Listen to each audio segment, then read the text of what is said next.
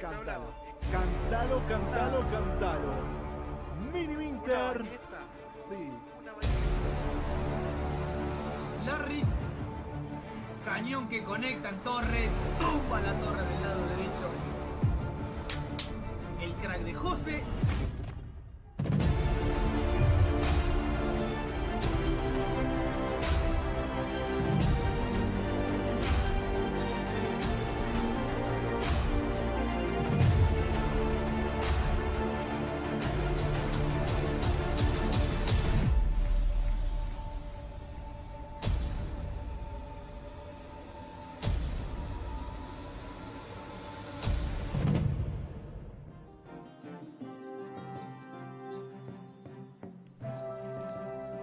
Well, hello. I think this is when I start talking. And you know what? I'm just going to go ahead and go with it because this is the Gems Partners Cup. What's up? How are you? I'm Rich Slayton, caster for Clash Royale League, and this is the day 2 of the North American region for our Gems Partners Cup. We're going to have some graphics on a little while to explain what that actually means. It's not 1v1, it's not 2v2, it's 1+1 versus 1+1. And we'll break down all that stuff very soon. But this is an international competition with players from all over the world, and we're going to be kicking things off. I guess we're jumping right into our first game here in just a moment. So I'm getting used to the show flow on this one, my first day casting with the Gems Cup, but I'll do my absolute best here to keep you guys on the action as much as possible. They told me that there were graphics explaining what this cup actually is, so I don't want to go ahead and explain the whole thing and then find out that I've explained it, and then they go and do a graphic that explains it way better. But check that out. Pompeo versus Marc. There we go. That's going to be our first game of the day. They should have the bracket up, and we'll go through all those different pieces. But let's see. Let's take a look at the chat here for a second. And I have to admit, I thought we were going to have a whole opening with like a bunch of different stuff going on and graphics flying this way and that way. And so we're going to look at Pompeo and Marc, two guys who are both very, very talented, and they're going to be going head-to-head here in just a minute. And they are both part of two partner teams, Pompeo and Sergio Ramos, and I believe Marc and a guy named Boss. He's from the US of A, in case you haven't heard of him. So it's going to be a fun one. Everything's BO5s today. So, or let's see, the first 2 games are BO5, third game is BO3. Can we get the explainer graphic on? Please, what is happening? Let's take a look at the chat here and see what you guys are saying. Did each lead partner choose their 4 possible partners that can be voted at someone else? I believe so. Here we go. This should be telling us what the heck's going on. No, we're just going right into gameplay. So I guess we're doing no explainer graphics. I'm going to ask them about that.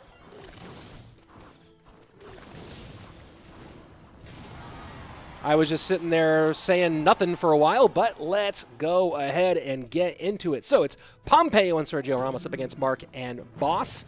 So here's the format. Right now it's going to be Pompeo versus Marc.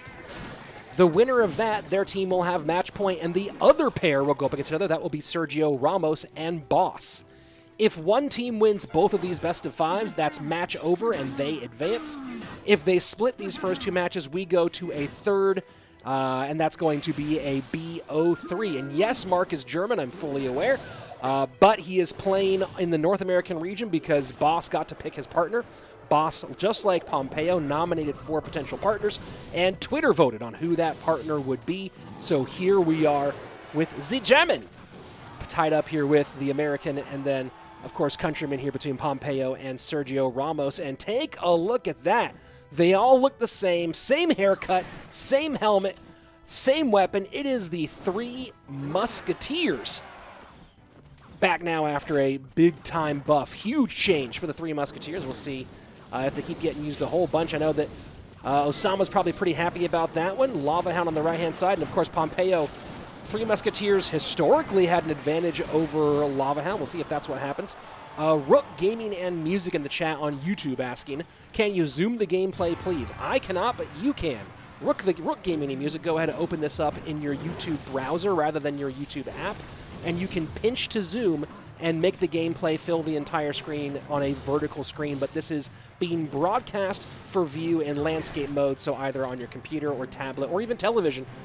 Phones, obviously, might be where you're coming from, but probably the hardest place to watch that specifically. But of course you can, like I said, open it up in your browser, pinch to zoom, and make the gameplay fit full screen. Here we go. Final 30 seconds of regulation time. 2 Musketeers on the left-hand side. And here's the interesting thing about this, right, with 3 Musketeers. Who has played against 3 Musketeers in the last 18 months?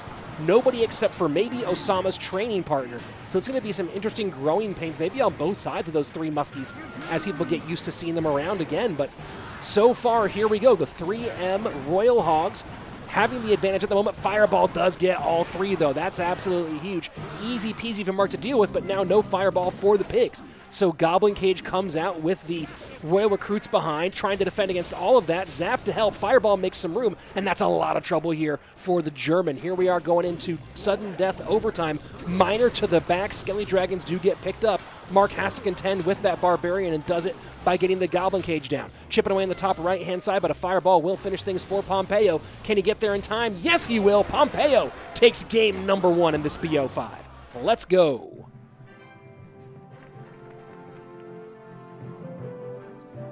So a little bit about these two. You can see their current win rate throughout this event. That's not overall win rate, that's win rate in this event. Now, interesting note, Marc did make the most recent monthly final in Clash Royale League, hence seeing his 166 total points. Pompeo, though, has, while not making a Final 8, not making the big show, has been doing great on ladder. So 2 ways to make that top 32, to make that final, that world final. It'll be later, of course, in 2021 after we get through our 8 months of gameplay. Both of these guys 8K players. Here's a look at the matchup powered by Royale API. And yeah, there's no real data on this because, man, this is kind of a throwback here. 3M Royal Hogs, in fact, became a meta archetype during Clash Royale League 2018, the first season that I was casting for CR, that NAEU season. 3M Royal Hogs with Hunter became a real popular, real dominant archetype overall in the game. And then, of course, there was a nerf to the Royal Hogs for a minute, and then after that was the absolute bloodbath to 3 Musketeers. But now they're back, baby, and back in a big way. Pompeo getting a solid matchup here and getting the Game 1 win. Lots of work here. Ed Kaminsky in the YouTube chat saying nothing will help Muskies, a lot of Fireball cycle decks that counter it. Well, worked out pretty well here in this one. Alexander Marcado saying, am I the only one who's screaming at Supercell to nerf E-Barbs? You know, I think that if you go on Twitter, I think I see a lot of that. Hippie1 over in the Twitch chat, how y'all doing today? I think we're doing pretty darn well here. Game number 1 went very, very nicely. New Patek asks, hey Rich, I hope you're doing well. I want to know, ask what's your personal best in the ladder? 63-23. I am a better talker than player, as they say. But, yep. There you go. Hello, everybody. We'll have more coming at you here pretty soon. That's game 1 of our first matchup. And again, I thought we were going to have a bunch of graphics that explained the whole structure and showed the what's it called? The thing with the stuff, the bracket, right? I thought we were going to have that for a while. But I guess we're not getting any of those things. I'm going to go ahead and ask about that in the chat. Oh, here we go. Now they're finally showing it. Now that we've gotten past game number 1, they're finally showing us the actual match format. So here we go. Each team has 2 players, and those players get matched up against the other. So we are in the middle of Pompeo versus Marc. If one team wins both those, that's game over. But if they do split those first 2 matches, those first 2 sets, then we go to the 3rd and final set. And here's an interesting thing about this one, and I don't know if they had it on screen, this one. There are not just ban cards meaning you have the chance to say, hey, no one gets to use this card. I hate this card, and that's true for the entire best of 5. But you also have the chance to protect a card. So let's say you're, I don't know, the God RF, retired, but still, the God RF, longtime Graveyard player. If you go, hey, people might ban Graveyard against me, but I want to play Graveyard, you can protect Graveyard, and it's like a ban canceller. So you have to submit both of those beforehand, and you'll see what happens. But so each player can nominate a ban, and each player can protect a card from being banned. And there you go. G to the G, well to the play. We should have the bracket here in just a moment, but again, I am not sure I don't know what's going on in the control room. I'm just here talking with you guys. But yes, that is our match format. And then, of course, today we are in currently the winner's bracket final. I think they're going to show us the bracket here, are they? Are we getting a gameplay? Oh, back into gameplay. Here we go. So there you go. The ban cards are E-Barbs, as some of you are complaining about E-Barbs in the chat, and the Royal Recruits. The Tornado and the Balloon both protected. So NATO and Loon might be in. No 6 Loon here as the 6-man is banned. And now it's Pompeo's turn to go with the Lava Hound. Although that Hunter could mean that Marc was taking a page out of his opponent's book and going with the 3M Royal Hogs potentially. Zigzag Nemesis asking, Rich, do you feel the 3 Musketeers buff is enough? I feel like it to be used in CR needs something more like a hit speed buff, for example. Right now still seems underwhelming. I don't know. In my non-professional opinion, I always found 3 Musketeers kind of hard to use. Some people get really good at it, but I always felt it was one of those cards that it punishes, because it's 9 elixir, it punishes poor play more than many other cards. So it's one of those things where you make one mistake with playing 3 Musketeers and it's GG. So I think it's, I'm curious what the 3M experts say about 3M as opposed to what people like me say. Leaden TV asking, sorry for asking, but is this in the dual format? No, this is not dual format. This is, the format is ban and protected. Best of 5s. But no, it is not in dual format. And don't feel sorry for asking a question. Happy to answer. On balance. En général, as they say. Let me double check on something here. I got getting blown up.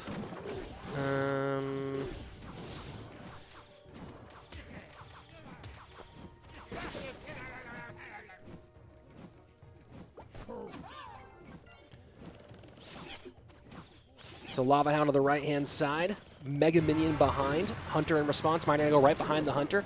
Mega Knight trying to protect the Hunter. Doesn't do a great job. And look at that. Mega Knight out of cycle. So Pompeo goes, okay, I'm going to dump a whole pile of barbs.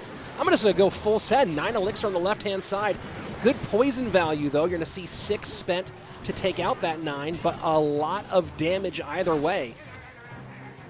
Lots on the board right now, though, for Marc.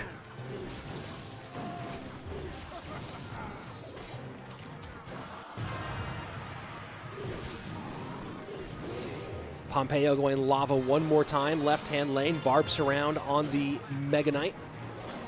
Mega Knight is tanking for the GY, but take a look at that. Boom, arrows in, although those skeletons piling up here, maybe a bit of a missed time by Pompeo. A little frustration on the face of the long-time ladder great. Knows he might have just been a tad bit off there. And we are all tied up 1-1.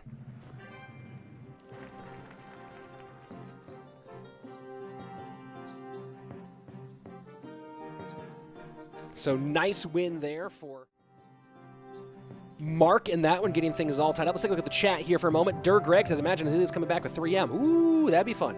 McCanton saying, why is Marc as a German categorized as a North American? Because a North American who was one of the picked players picked him as his partner. So here's how it worked. There were 4 players who were invited for each region, and then each of those players nominated 4 potential partners, and Twitter voted on their partner. So boom, there you go. That's how he ended up here. Lava in the back wasn't the play. I agree with you on that one. Alexander saying, glad there's another cup tournament, Rich. Found myself missing the Bren Chon Cup after it finished. Yeah, it's always fun to have fun cups, let me tell you. Let's go ahead and take a look at the matchup data on this last one. Rich, how did you become so handsome? I'm not supposed to tell you guys this, but the Illuminati. That's how I became so handsome. Once you join the Illuminati, they just make you better looking. So I'm still waiting for full membership, obviously. But, still doing okay right now. Why is Rich Audio fading out when they do the transition graphic? You know what? Let me go ahead and check that. It might be... Oh, there we go. Boom. I'm going to hit crossfade, and there you go. That was my mistake on the settings. It should now be fixed. And here's our bracket, guys. So you see Boston Marc up against Pompeyo4 SergioRamos. The winner will make it to the finals. Only one team advances to the World Final, guys, which will be this Sunday. The lower bracket final, I guess Miniminter and Betfas already beat Anaban and She. I didn't know that had happened. The loser of this matchup will not be out. They will go on and immediately face Miniminter and Betfas in that lower bracket final. And then the winner will have to go back up and play the winner. The winner's bracket winner one more time. Winner, winner, winner. Ed Kaminsky, but Cyril always be in my heart, but love the team-based head-to-head gameplay. Yeah, I enjoy team gameplay myself.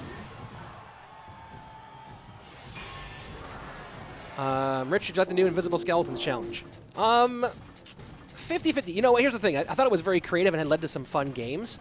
I play a lot based off sound, and I just missed a lot of towers being taken out because I didn't hear the skeletons hitting the tower, so that was kind of annoying to me. And I don't love making new decks for specific challenges. I just like to play the decks I like to play. And so that's one of the, so for some people the new challenges are like, cool, let's do some cool deck crafting. And for me, it's I gotta erase one of my 5 deck slots and put in something new that I'm not gonna play afterwards. So to each their own, you know. Some people like to play challenges more, and I like to. Well, Pompeo's not liking this. Pompeo getting absolutely murdered, shredded. Electro Giant into a P.E.K.K.A. Ram Rider E-Wiz, and that goes real poorly. And Marc now in a fantastic spot.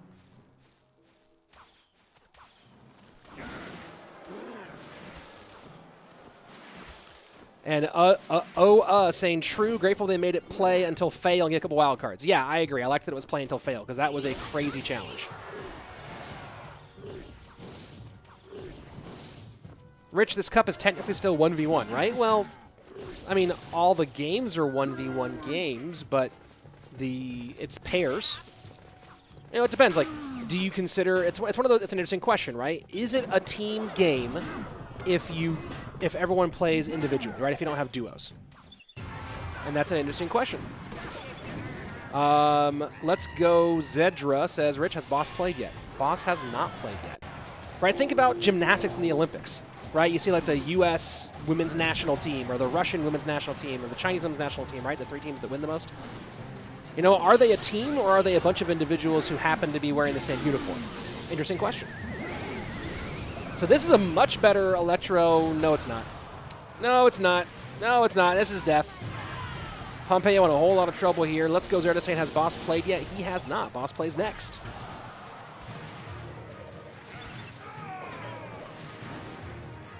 I haven't had that much trouble with E-Barbs, guys. I'm still playing Minor Wallbreakers Magic Archer. I just switched Night Out for Valk, and I switched Bomb Tower for Tesla. And so far, E-Barbs have not really been a problem for me. But, you know, maybe I'm just getting lucky. Pompeo going for a move. Not going to happen. And look at that. Marc takes the dub here. Up 2-1 now. Set point for the German. Let's go take a look at the chat here for a second. Let's see. Rumor hasn't there any Clash Royale until the next Olympics. I like it. Let's do it. I haven't played any E-Barbs today. Thank God, says Hugo. I feel for you, brother. Valkyrie Tesla easily counters E-Barbs and E-Golem. Most of the time, yeah. Tough matchup for Pompeo. I agree. Let's see. How many trophies do you have right now? What's your personal best? I don't know what I have right now. Like, I don't know, 58 something. And my personal best is 63.23. I don't know about LinkedIn. We'll see. Watch the Asian region. It was so much fun to watch. Yeah, I'd love to. I wish I could watch more Clash Royale. I pretty much get to, you know, I get to play when I can play, and then the rest of it's content creating and casting. Don't forget to use code RICH in the Supercell store. Yeah, guys, that's actually pretty cool. Thank you very much. You can take a look up there in that top left-hand corner. There we go. Code RICH in the Supercell shop, whether you're doing Clash Royale. Hey, are you getting a whole bunch of those magic books? Well, put my name in first. Just put in Rich first, and then you help me out. That's pretty cool. Let's go take a look at the matchup data from this one. And yeah, this was pretty brutal there for Pompeo. So now back to his wall. Marc with the first of 2 potential set points. Mikey coming in hot with the $7 Canadian. Thank you very much, Mikey. Do appreciate that. Beautiful, beautiful work there.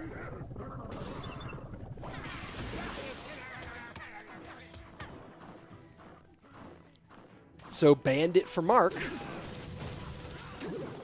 Bandit double small spell.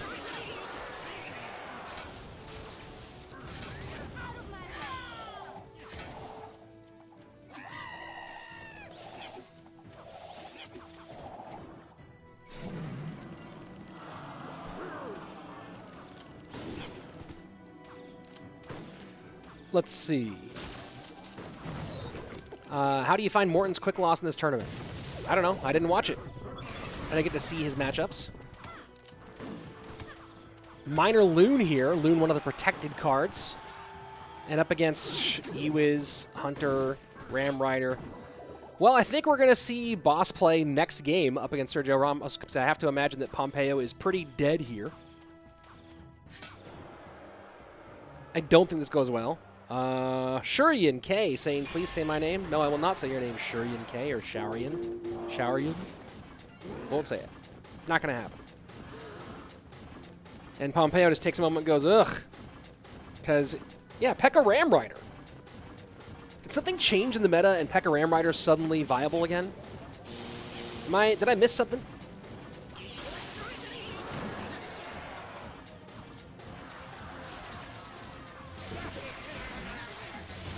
Why would Marc ban Layden saying, why would Marc ban it? What is it? Look at the chat here for a moment. Bandit in on the right-hand side.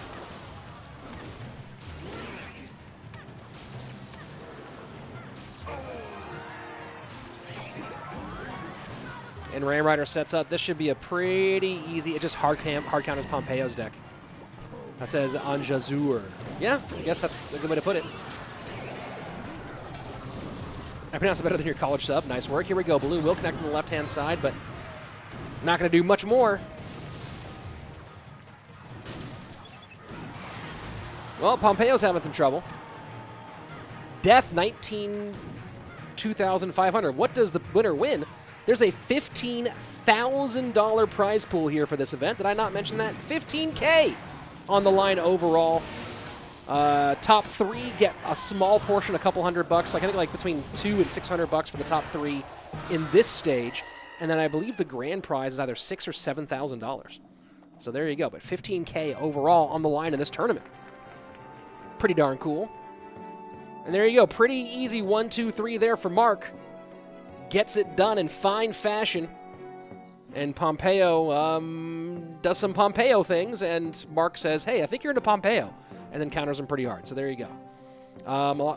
Let's see. Amog Tiagi saying, I'm playing your deck on ladder. Cool, man. Go for it. Burrito quits. Ooh, any name that has burrito in it is pretty rad. Nope, not going to let your email out there, brother. Marc OP, yes, he is. Let's go take a look at the OP matchup. Which, by the way, this is interesting. I feel like this data is kind of off.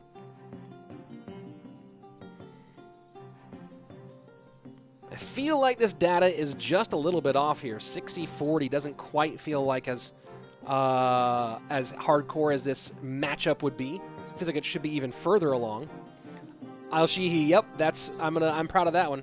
That line, Mega Minion swiping in his mind. I'll stick on that one. Can I say namaste? I don't know. I can try. Namistu. Namista. Namaste? No, that can't be. It has to be namistu. Got it.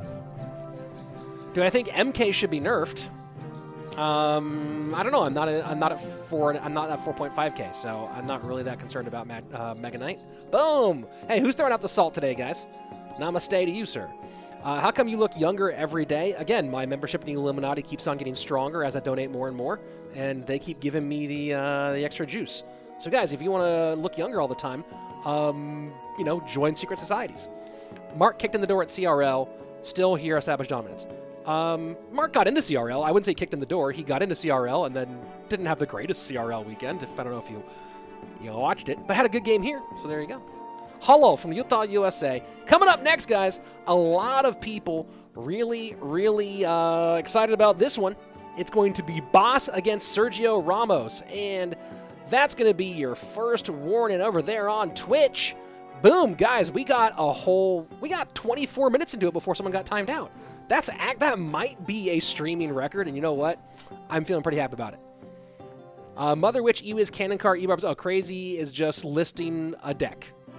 Oh, that was in the Asia bracket. Pretty fun.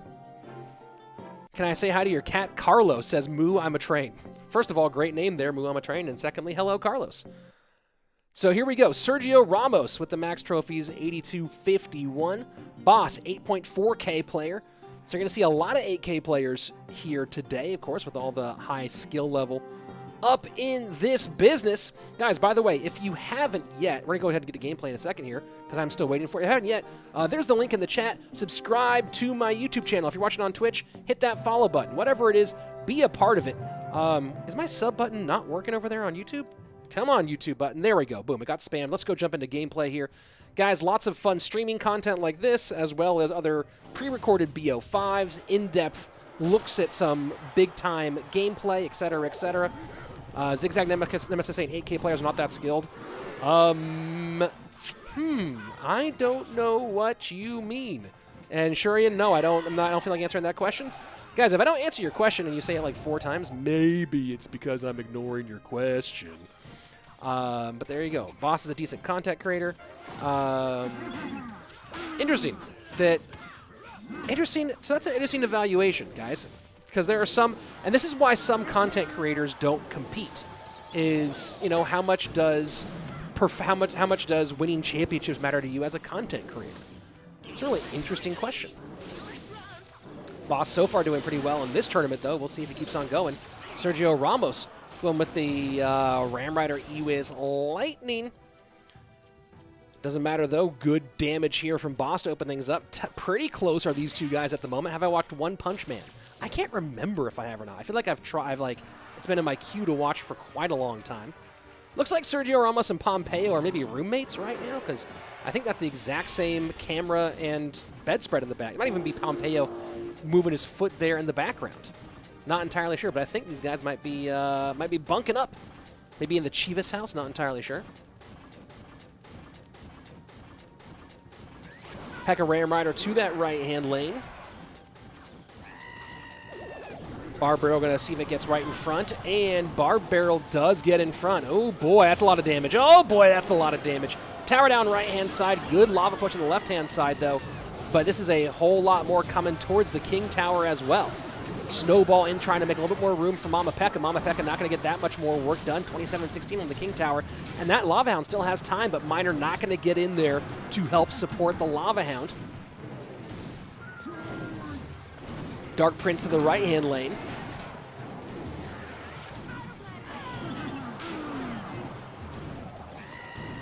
Inferno Dragon with Skellies behind. Lightning to clean up a little bit, and that Dark Prince running right by. And look at that E-Wiz. Sergio Ramos pouring it on right now. Barb's going to absorb that Dark Prince and pretty much the Ram Rider as well.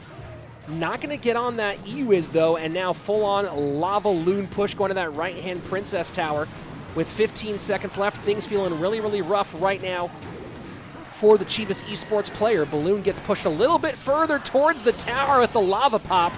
The Pups doing their job here. E-Wiz getting distracted. That's going to be Tower down on the right-hand side, and Sergio Ramos loses game number 1.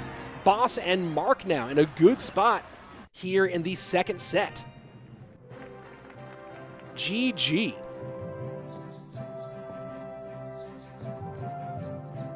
Al Shihi saying they do live together. Yesterday they streamed together. Oh, that's cool, man. I hope they're having a good time.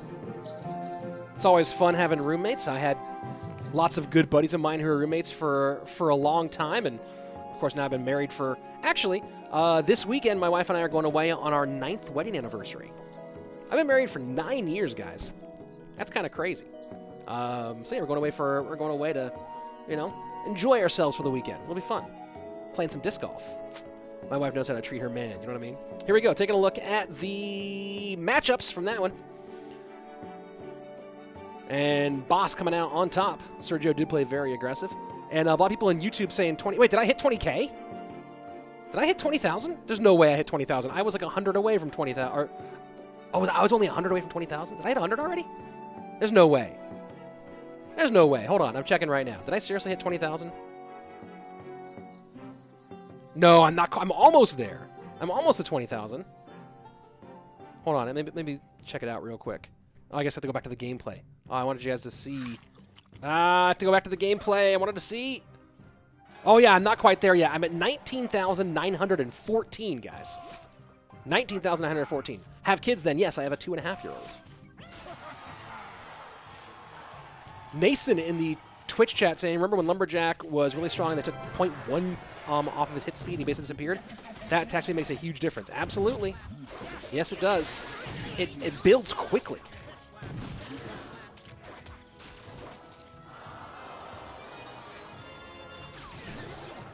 So GG, well played to Boss in game number 1, now with the advantage here in game number 2.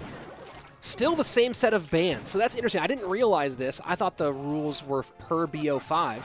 Let me double check that.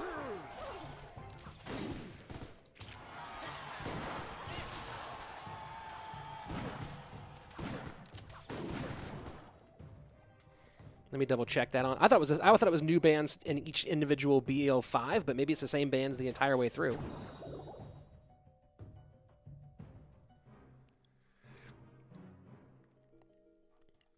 Let's see. New Protect saying, happy 9 years. I hope you bring out more Inside the Play as they're helping us enough. Yeah, I have one plan, just it's when do I do it? And recorded something big this week that I can't. You guys won't see it for about a month, actually.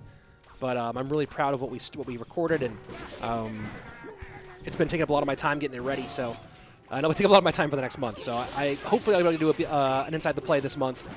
But the thing that's coming out in May is going to be really cool. I'm really excited for it. Not telling anybody what it is, but I'm pretty pumped. Oh, Andres Ola saying they're not living together in Rockstar's house just for a week creating content. That sounds fun.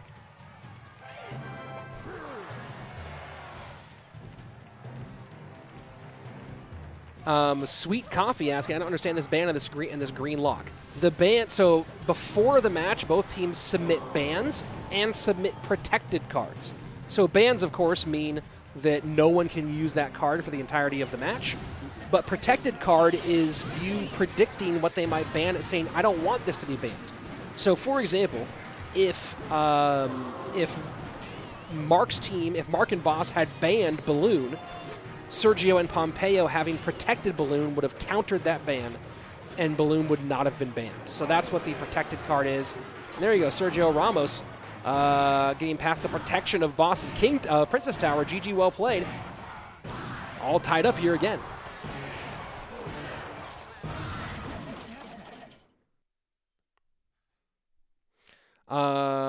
Donnie's still XOX. So what is PJ, PG, and PR? Those are those on screen? Those should be the I think those are in Spanish for games played, won and lost. And yes, my Passover was phenomenal. Still no bread. Still was chugging on that matzah, but certainly had a nice Passover. Oh, there's we'll go ahead. Boom. Let's go back and take a look at the matchup stuff. The ban and the lock are both submitted at the same time. So there you go. Pretty easy win here for Sergio in game number 2. All tied up 1-1.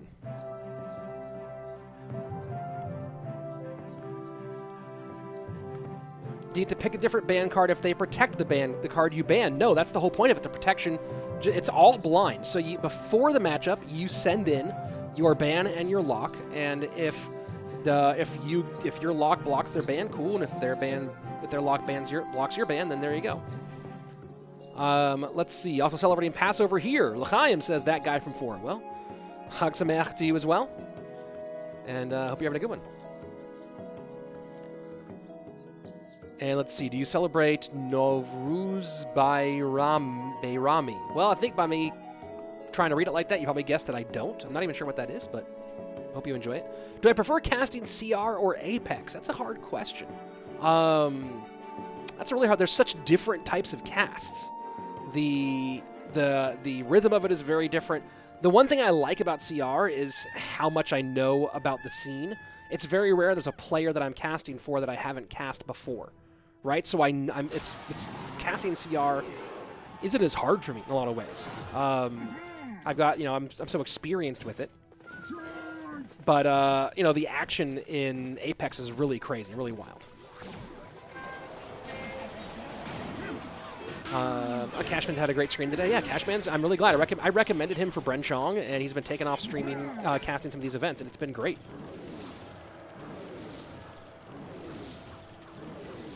No worries, Zedra. You just behave yourself. So, Boss going to go with some, I guess there's a Goblin Giant here, maybe a Sparky. Seems reasonably likely, given the rest of this deck. Is that a deck exactly?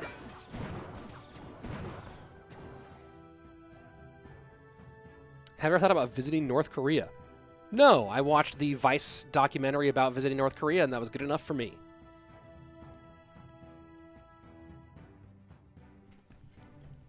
Yes, sometimes I'm joking, and yes, it is almost 1,000% Goblin Giant Sparky. Just as I say that, the Goblin Giant drops.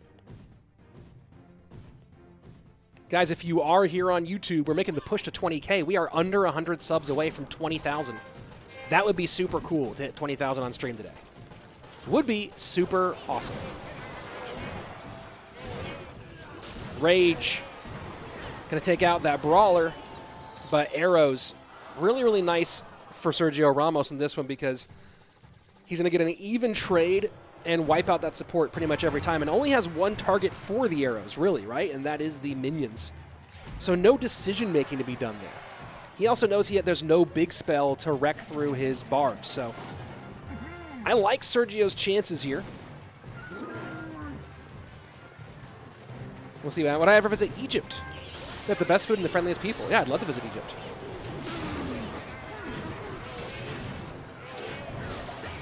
Definitely on the list in the long run, for sure. Go there and steal my hat back from Yusuf Omar. Lava Hound down, Flying Machine behind. I think, are the arrows out of cycle?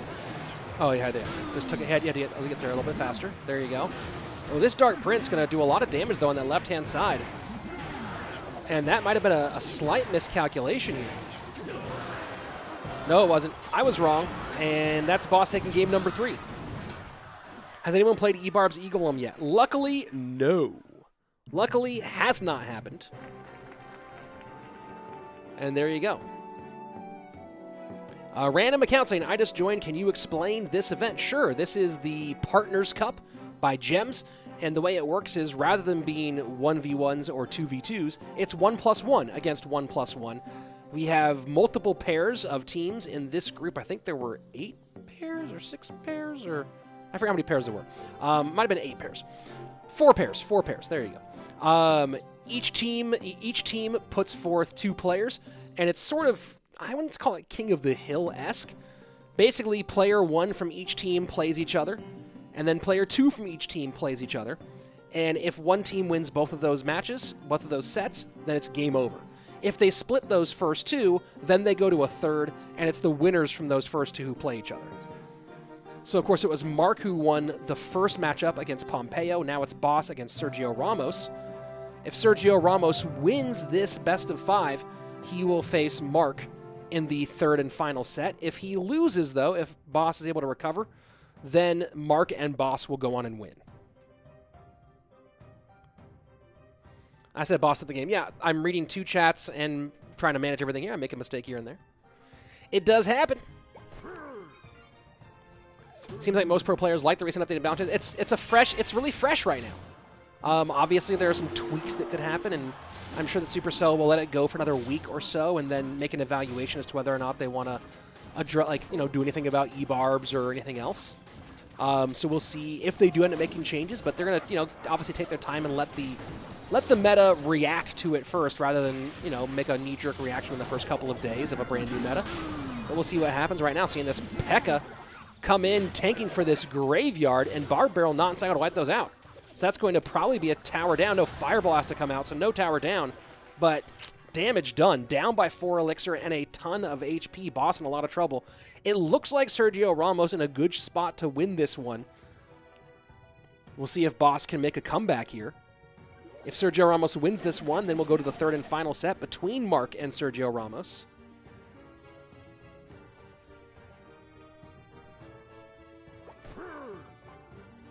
The grayed out Pompeo has a nice detail. Yeah, I agree with that too. It does look really good. Where is Andrew? My guess is it's somewhere in Los Angeles. Probably in his house.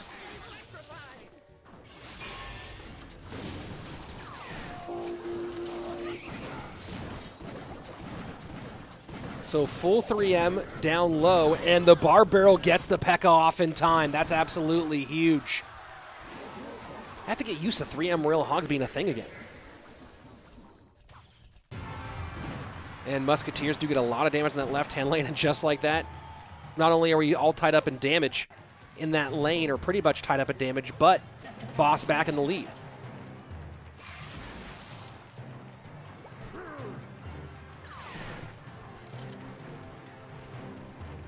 Now Boss setting up pressure in that right-hand lane with the 3 Musketeers.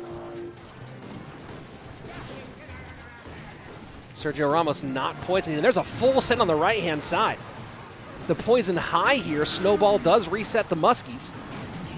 And the E-Wiz comes down just time to save the rest of that. That's a whole lot of damage getting in, though. Absolute shred job on the right-hand side. Pig still going. E-Wiz trying to stop everything from happening, but that might be the big swing that Boss needed right there. 320, but now Sergio Ramos going Mama Pekka Fishboy. 3M down, Graveyard as well. Where's the poison? For Sergio Ramos, does he need the poison even? Does come down, comes down a little bit late here. Mama Pekka does not get the swing by an absolute hair. Boss maintains the lead, but ever so slightly. The CCGS World Champion up by about an elixir and a half right now, down on a ton of damage. But there's no way Boss starts trying to fireball cycle this, so he does have the ability to play good defense and try to put some pressure on. And that's a mistake, in my opinion, by Sergio Ramos. That was free fireball value, and that might be the game right there. Gets the Graveyard down. Can this Graveyard beat out the next fireball? That's the big question. Poison in, and it can't. GG, well played. We're going to game number 5.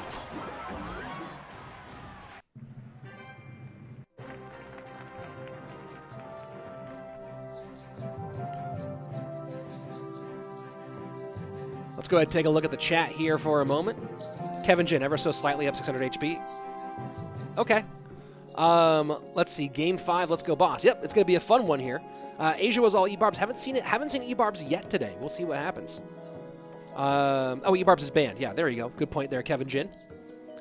So Boss with a nice one. Let's take a look at the matchup here. I have to get used to 3M. I'm not used to even calling 3M decks. I have not called a 3M competitive match in probably 2 years now. A year and a half at least. What's my favorite card? Boom! Who can guess it? It's on the screen right now. My favorite card is literally on screen right now. Anyone got it? Twitch knows it. Twitch knows it. Does YouTube know my favorite card? It's on screen right now. Ice Golem, Zigzag Nemesis gets in there. GG, well played. Yep, there we go. YouTube chat now starting to catch up. Cannon card still has the damage, not the speed anymore. Yep, that's a big change here. Guys, if you're just joining, this is the $15,000 Gems Partners Cup. This is day 2 of the North American region. And we're going to game number 5 here. Boss has a chance to close out this match and put himself and Marc into the grand final.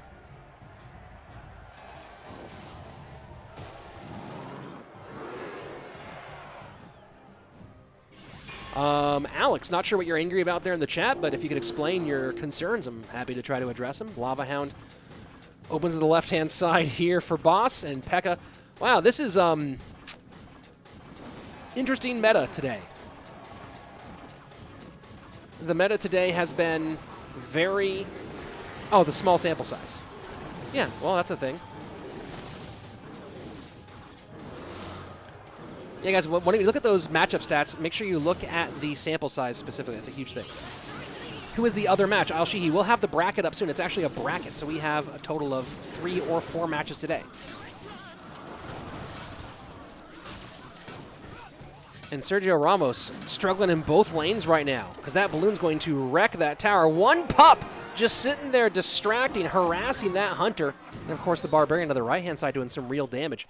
And that was an interesting opening, right? It was, hey, you open Lava, I open Pekka.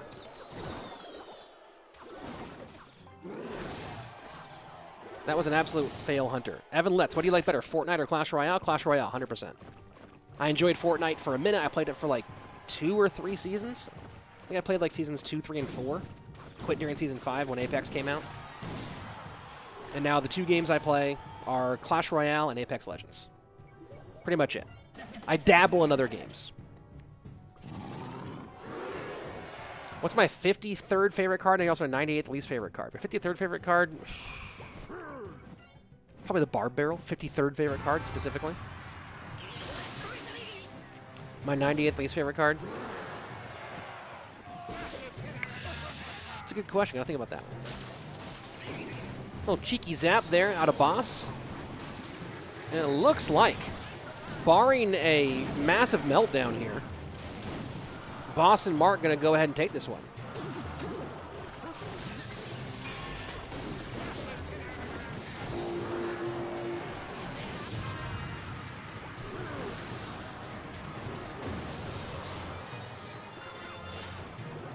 don't know if any mods on Twitch, but be quick with it, mods.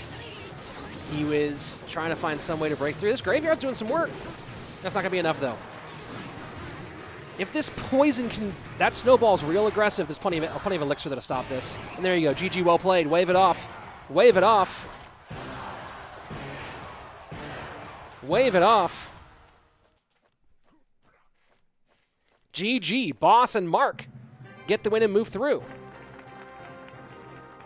Do I like Brawl Stars? Like it fine. Just, you know, don't get to play it very often. We should have some final looks here in just a moment. I don't understand Alex's vibe in the YouTube chat. Weird vibe. Super weird vibe, dude. But, you know, do you, I guess. But talking about doing you, that's Boss. Coming from behind, was down 2-1, 2 in a row, and now they're through on to the final. And one of those two, actually both of those two, Boss and Mark, will have to win one more match, one more big matchup to qualify for that grand final.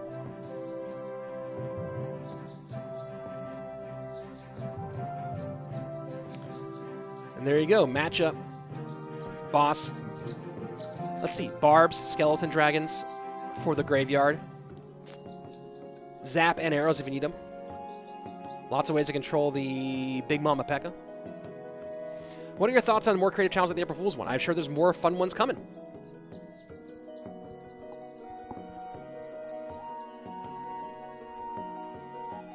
Just subbed to the YouTube, said, Moo, I'm a train. Oh, thank you so much. Thank you so much. It means so much. Let's see. Take a look at the chats here. Ote Plays saying the last 3M competitive game I can remember was Morton versus IMJP when Morton came back to win. Feels like a long time ago. Yuna's good. We're saying wearing sunglasses inside, huh? Want me to bring you some sun? Dude, it's super sunny where I'm casting right now. I'm actually, I don't know if you guys can see, but I mean, we'll come and pop out here. I'm not inside. I'm outside in front of this big statue with the with like this gong behind me. So, you know, it is very bright here, obviously. So that's, you know, I gotta keep the glare from the fog out of my eyes, clearly. And there you go. Sergio and Pompeo got really lucky with these. Yeah, it was some rough matchups for them for sure. How do you animals even climb out of 4K? Dakota Long coming in hot with that one. Guys, let me take a look. We should have our bracket here in a moment. Let's see. Take a look at the chat one more time. Hey, thank you very much, David Marquez, with the 20 bits over on Twitch. Do appreciate that. Keep the good vibes. Love from Portugal. Obrigado. And I do certainly appreciate your support. Where the ice cream's at, don't you worry, son. They coming.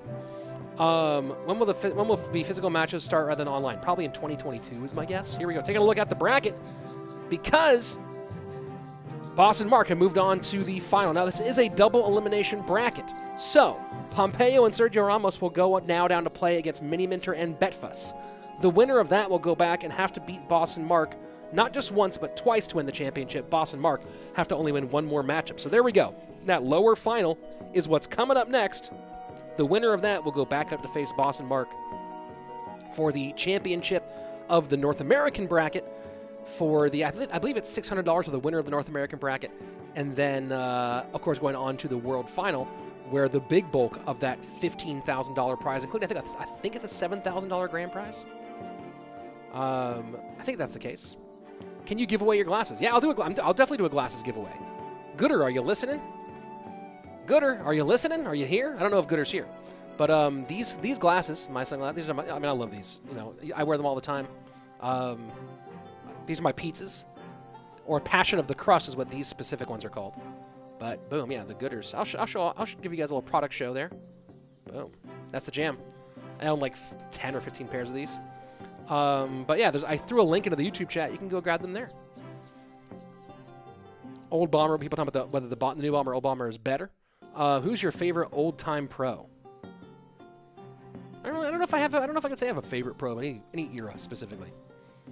Yeah, these glasses are fire though, right? These are called Flamingos on a Booze Cruise.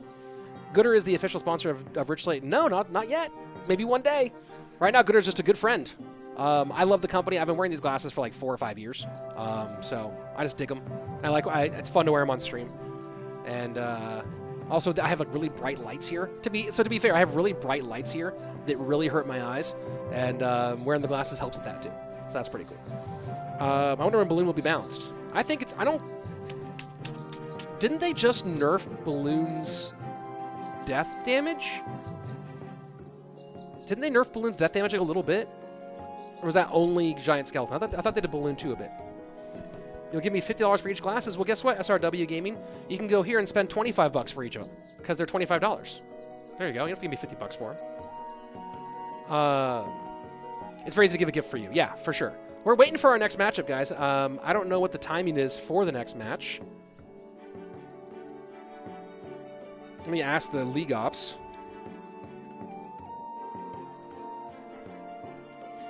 Giant Skeleton is awful right now. Yeah, it got nerfed. Yeah, they nerfed the Death Bomb of Balloon. I think that's enough. Let's go, Zedra. Did I get your dono? I don't know if I did. I don't have donations. I don't have them, like, I don't have alerts built on. So if you donated through Twitch, I didn't see it because I don't have alerts on during events like this.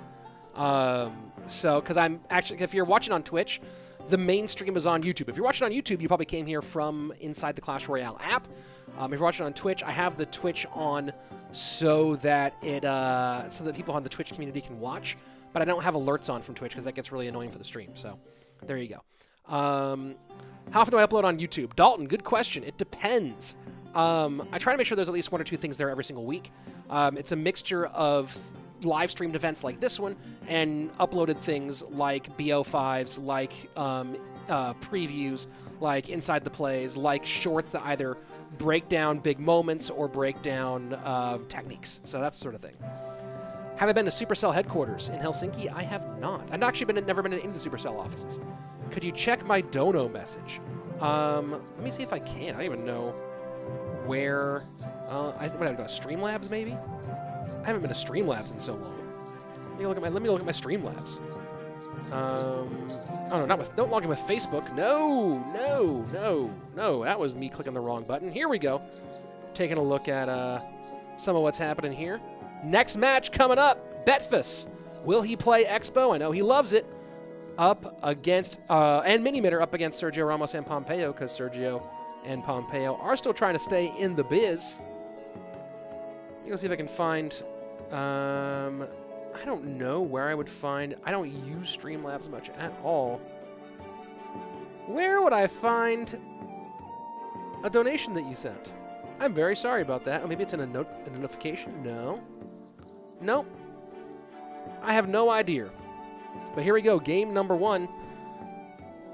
Sergio Ramos back, and Betfas going to go up against him. Why is 2v2 not part of any competitive play now? Basically because CRL no longer has 2v2, and CRL is what sort of everyone else follows for the indication of how to play, of how to do, whatchamacallit, the thing with the stuff, of like what should be. Let's go, Zedra. You do whatever you want to do, man. I'm trying to find it. Hold on. The Supercell, like what happens at CRL kind of defines the overall competitive world. So, you know, that's when Supercell took it out of 2v2. Took 2v2 out of CRL, kind of like had a big, what's the best way to put it? A big impact overall on the meta. So there you go. Let's see. Yeah, I'm trying to figure out where I would even find in Streamlabs where I would find my donation history stuff, but no idea where it is. We should have our next game here in a moment. Think the meta will stop shifting for a bit? Maybe. I mean, it's not right now. It's going to be crazy for the next week or two. I know Anaban She had a great question in the Twitch chat. Let me go back and try to find it. I have a stream-related question. How do you feel about talking to a camera by yourself for hours when streaming? I've heard some streamers have mental problems to brush against that. Well, that's why I don't stream as much. I'm not a full-time streamer. That's my big thing. I'm not a streamer. I'm not a streamer. I prefer doing YouTube content because it's I don't want to be streaming for, like, I don't have a stream schedule up. I don't stream every day. I'm not streaming for 6-8 hours every single day. Not my style. I stream when there are fun Clash Royale esports events to stream. I stream. Other than that, I make some YouTube content and I enjoy myself. But no, I want to get outside, play some disc golf, hang out with my family, go do fun things. Once I'm fully vaxxed, which will be very soon, by the way, I'm going to be doing some more fun stuff as well. Maybe finally getting back on stage for stand-up pretty soon, which would be really dope because it's been a long time. Drew Fish saying hi, Rich. Hello, Drew Fish. Waiting for our matchup to start, but I'm getting nothing from the League Ops here. So we're just sitting on this screen for a minute. All right, let me go see if I can figure out where the does anyone know where to track donations in your Streamlabs? Donation history. Oh, there it is. All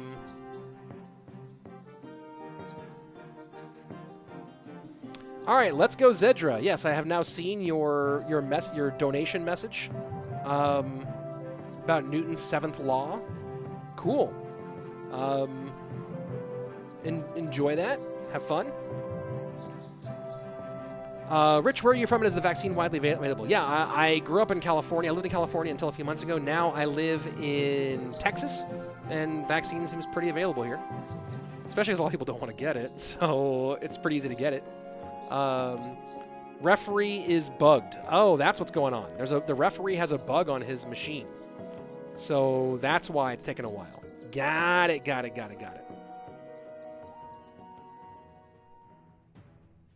And here we go, finally into gameplay. Let's go. Miniminter and Betfas. Heart Expo up at top, and ooh, he might be Expoing. Even with the Tesla ban. We'll see. That would be cheeky if he did. Nah, he's not.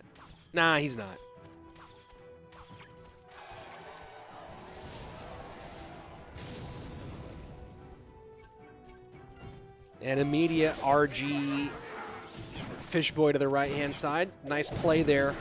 Going with the Mega Minion as the response because that Fish Boy was going to create some troubles.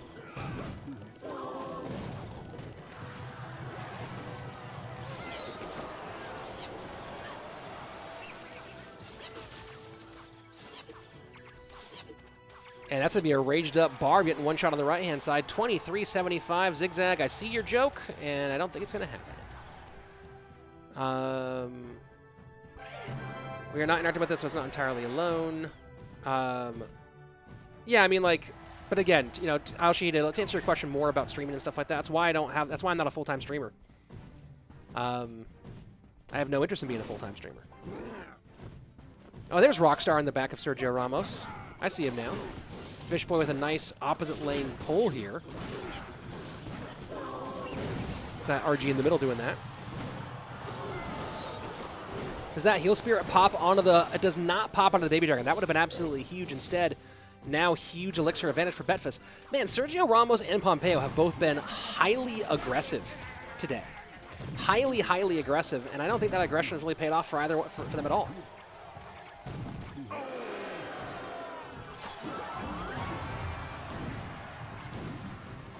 Makes every stream one of its kind, too. Yeah, that's pretty cool. Glad Tesla is banned. I don't want to see boring Expo gameplay. Interesting. You know what? Toxosaurus Rex saying that. I hate facing Expo in games. I love casting games with Expo in them. I think Expo is really fun to watch as a caster. It's played so rarely in competitive. Expo is really only popular because it's a free-to-play friendly deck. I'm curious to see what and someone asked earlier about the update and how would I think about it. I think it's great. I think that making progression easier for players, especially as they're trying to make dual mode a bigger and bigger part of the game, I think it's phenomenal. Otto George Grant, not going to answer your question. Royal Giant, Fireball, going to get on 2 Muskies. Almost had a Kmart 3M, but instead the Fireball gets there. Pezza will answer that in a little bit here. Royal Giant shredding that left-hand lane. GG, well played. Betfas takes game number 1. As I was saying, I really do enjoy casting a good Expo game. I think it's fun. It's fun to watch people play at the high level. I think the Expo, I'm curious to see, though, with this update making it easier to max more decks, if Expo becomes less popular with the free-to-play community because it was a free-to-play friendly deck, right? 2.6 is not a great deck anymore. but it's free-to-play friendly, so it's popular. Expo has not been strong for a while, but it's free-to-play friendly and does have some outplay potential, so it's relatively popular. And it's even more popular now than it should be. So very curious. We'll see what happens. Is there a reason that Hero Spirit is that Heal Spirit's used with RG instead of Electro Spirit? Because RG pushes tend to stack stuff behind the RG a little bit. Heal Spirit, people didn't use Heal Spirit with RG at first. I thought it would be a total RG killer. But so many RG pushes end up being these big bridge fights, and the Heal Spirit can win you so many bridge fights. So I think the Heal Spirit has much more utility in an RG deck, in my opinion, when it's good, obviously, than an Electro Spirit deck. Want to see the new Mother Witch. We'll see if that comes out today. What do I think about B-Rad? One of the great minor players of all time. Cool dude.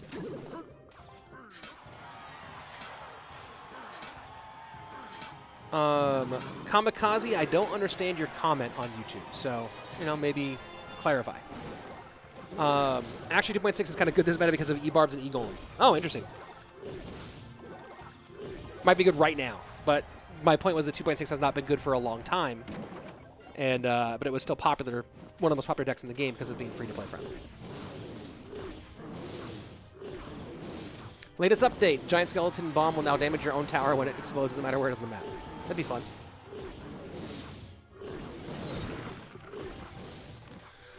A lot of Lava Hound today, folks. A whole lot of lava. We have not seen E-Barbs. We have not seen E-Golem.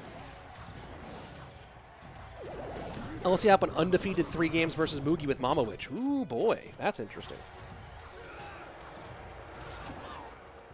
Otto George Grant. Richard who?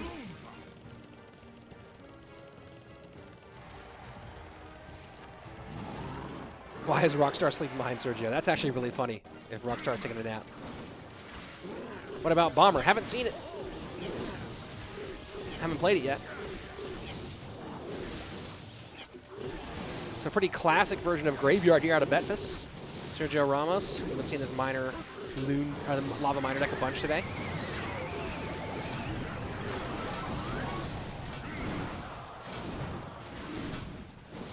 What I am curious about, and David Marquez saying in the Twitch chat, very good point, Mama Witch, the Cycle Slayer. I am very curious. We've seen a lot of comments from a lot of pros. I know that Lucas has been very vocal about this in the chat, in Twitch or in Twitter, that Cycle is kind of getting shellacked right now, and that it's not going to be a bad meta for Cycle. And I'm very curious to see if that really affects who we start seeing make it into the deeper rounds of CRL now.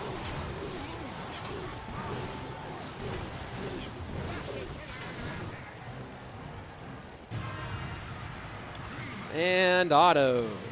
You know what, Otto? I'll answer your question. No, not particularly. There you go. Baby Dragon in the left-hand lane.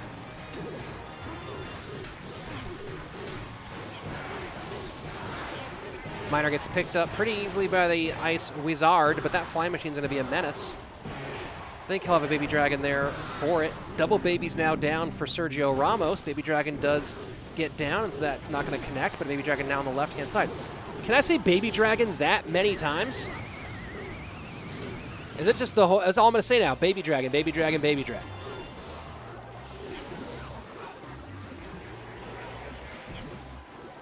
It's going to be decent poison value. Ice Wiz does pick up the Flying Machine.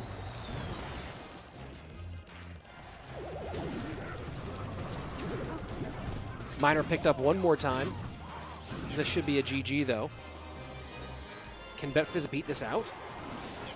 Can he beat it out? Can he beat it out? No way, no way, no way, no way, no way. Does he do it? Oh, my word. Sergio cannot believe it. Cannot believe it. Oh, my word.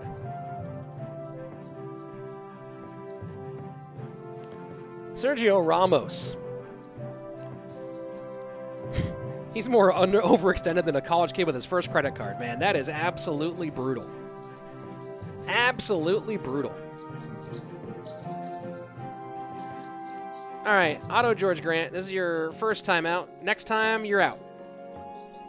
what I mean? Just so you know. Yeah, big chokes there. Let's go ahead and take a look at the oh, there's a replay. They're actually doing a replay this time. Here's the end here. So, Sergio Ramos cycles the arrows, now down 2.5 to 3 elixir. And arrows are totally out of cycle. Throws the miner, and this is it. This is the if that pickup doesn't happen, and Sergio, look at that. Sergio knows it right there. Knows it right there. He knows it's over. He grabbed his head going, oh no. You don't go there in that spot. Do you guys know where you go? You go to the middle inside spot, because you only need a couple hits. You go to the middle inside position, because he wasn't going to the safe spot. NATO could have pulled it off, but NATO would have been rough for Betfas. Look at this again. Right? So arrows cleaned it off. He goes to the front, and that's a NATO to King Tower position. But you expect him to try to pick up, not NATO. So you go inside. In my opinion, you go inside. Maybe I'm wrong. Here we are going into game number 3. Betfas now up a pretty mean 2-0. And running Hog EQ with Valk. Snowball not in cycle. Only one archer going to be in range of that balloon, but still running Bomb Tower. Hey, take a look at that. Bomb Tower has the death bomb damage of a soft breeze at this point, but still does have its value.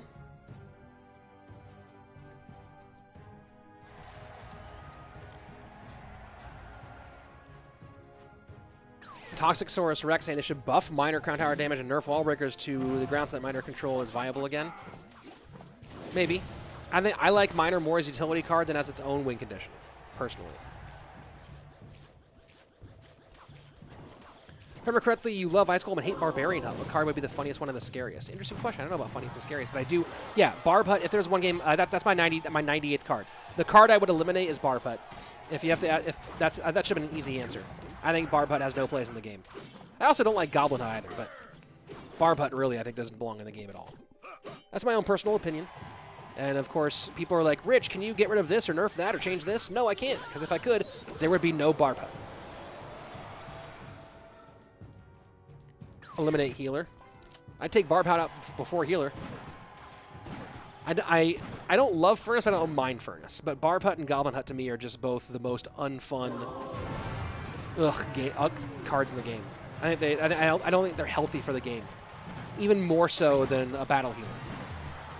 Which is certainly also on that list, though. 3-3 split. Valk with Archer on the right-hand side. I mean, Betfas in perfect control here. All it takes, though, is one great push. Log does take the... Oh, and the Skeletons do not pull the Lumberjack. Doesn't matter, though.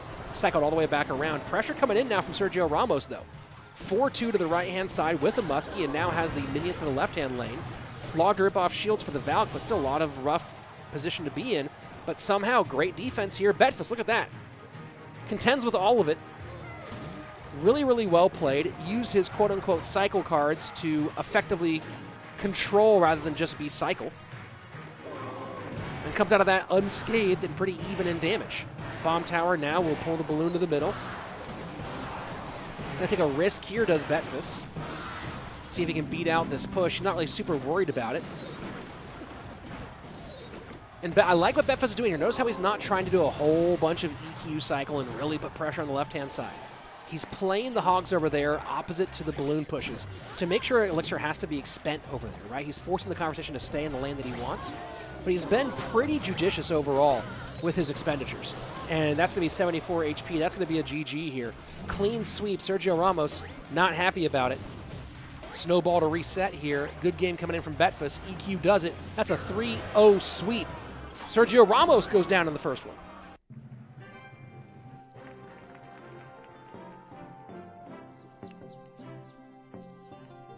GG, well played. What are my thoughts on all the E-Barb and Rage in the Asia region? I didn't get to watch it, but it sounds like it would have been interesting to watch at least. Look, I like that things are different, right? Like, everyone who's been...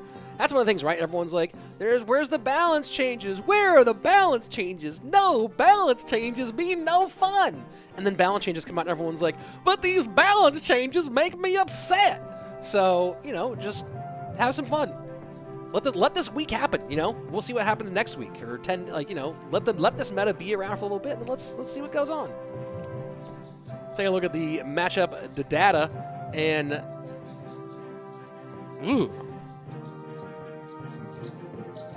that wasn't this game though. That was last game.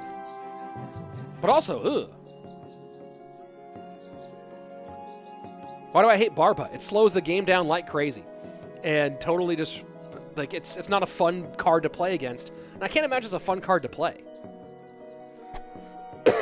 But Barba is just like it's a card. My glasses are not scratched, or maybe they are, and that's why the screen's reacting so weirdly to them. But they're not like jacked up. They're just a little funky. Graveyard is boring to watch now, says Zigzag Nemesis. Maybe. Then why don't you hate to watch Expo? Because Expo isn't always this big, annoying defensive game, and because Expo, there's skill to it, and the Expo games are often fun to watch. But Bar Putt games, if Expo was every single game, maybe I'd find it more annoying. But it's fun to watch skilled Expo players play Expo in competitive matches. Saying Bar Putt is just... Bar Putt's just a boring card that does nothing. It just sits there and goes, Barb. Barb. Oh, sorry, it's Barb. It's 2 barbs, right? It's just not a fun card. But Expo's at least fun to watch when a good player plays it. I've never seen a Bar Putt match where I was like, man, I'm so glad I watched that. It's never happened. Let's see. People always find a way to complain about anything. Yeah. Sluggy saying, so you're saying hate the balance changes and want everything to go back. Yep. No, I'm happy to see something different. You know, let's go ahead and jump into our first game of Pompeo versus Miniminter. Delete Hound and Eagle, and we're at a ban system to the game like I'm competitive, so you can ban a card and then make the game, yeah. That's kind of what duels are meant to do, and we'll see if duels keep getting more involved. Abdullah, thank you very much for your support. Do appreciate it. That sounds pretty fun to me, not going to lie. The barb sounds, if the Barb Hut started making that sound, barb. At least it would be entertaining. Heal Spirit comes behind the balloon.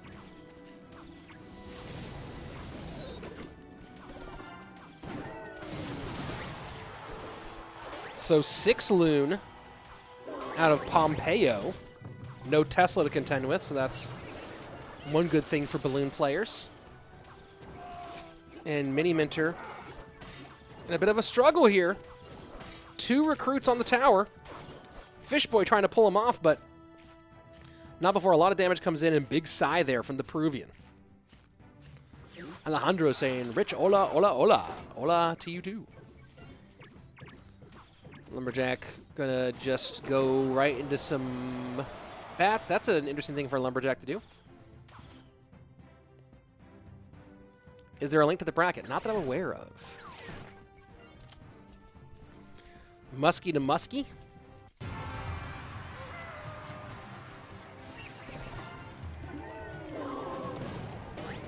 And look at that. That's smart play by Pompeo, right? To play the Heal Spirit into the lane away from the 4 split of the Royal Recruits.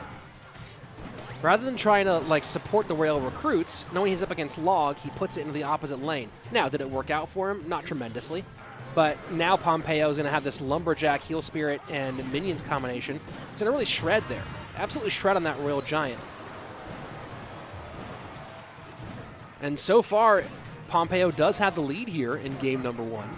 But I like that play. Heal Spirit, if you're going to split 4-2 up against Log. Now it's a 3-3 split this time, but now that Heal Spirit's totally open, right? Shields get ripped off, but now he can Heal Spirit and not be afraid of it because there's no Log anymore. Fireball that way. Should see a balloon to the right-hand side, I think. Pompeo low on Elixir, though, so I'm not going to do it, I guess. I thought he had a little bit more there. Decides to reset and not overextend on defense.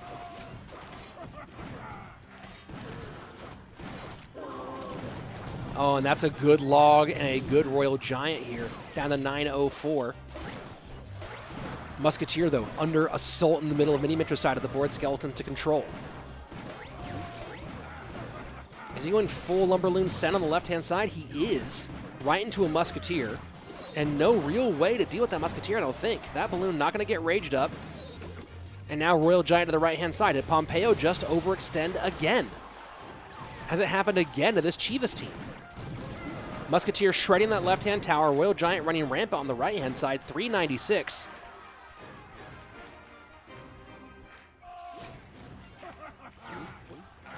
And Lumberjack cycle to the left-hand side. Lumberjack has a lot of the DPS that would be useful against those Royal Giants. Guess he's content. He's deciding he's going to try to use that fish boy to pull to the opposite lane, but it's not going to happen most of the time. Miniminter was trying not to eat that damage, ended up doing it anyway. Log works on the Muskie, and again, this balloon not getting behind those rage potions of the Lumberjack. And now Fish Boy pulls the Lumberjack away. Royal Giant gets pulled right into range. And once again,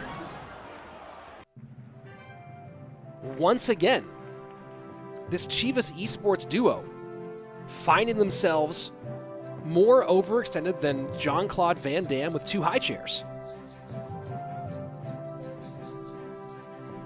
Really rough going for these guys. Miniminter doing a great job there. Did I see La Picati in this tournament? Maybe, I don't know. Not entirely sure. Let's see, a lot of people in the YouTube chat talking about how they're loving some, whatchamacallit, some Expo. Yeah, I'm with you on that one. Taking a look at the matchup data here. Good matchup for Miniminter, according to a very small sample size, though. How are teams formed for this? QWERTY, well, in each region, 4 players were invited, and then each player nominated 4 potential partners, and then Twitter voted on them.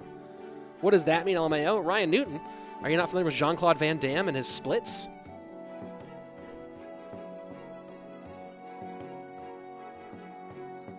Most of the chat asking who is Jean-Claude Van Damme. Yeah, guys, look up Jean-Claude Van Damme splits, and then you'll get what I mean. When you say overextended, do you mean spending too much elixir on offense? Or too much elixir on any moment, but typically on offense? Yes, Nicholas. Sitting there and really overspending in general, making sure that you're not allowing yourself coverage.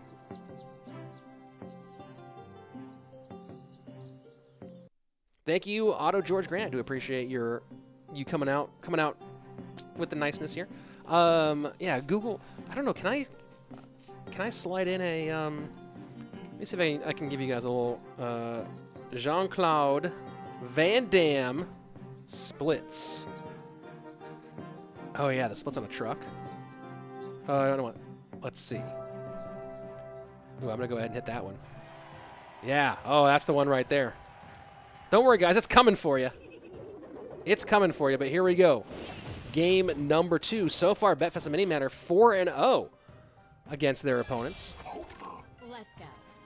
Going pretty well for the duo thus far.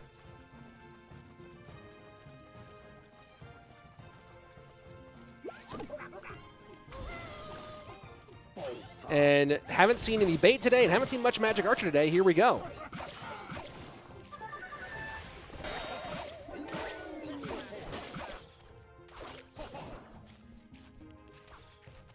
And here we go. I'm going to go ahead and just grab this for you really quick. For those of you who don't know, you'll know after this, at this next break.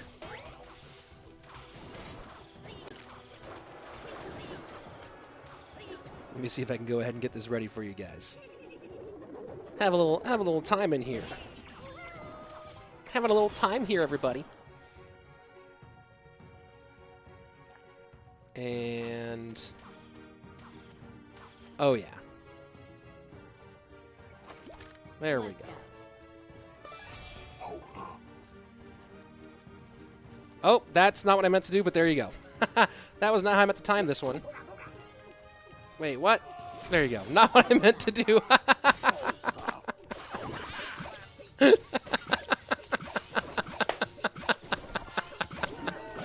Did not mean for that to be over the gameplay. Oh, that's so fun. All right.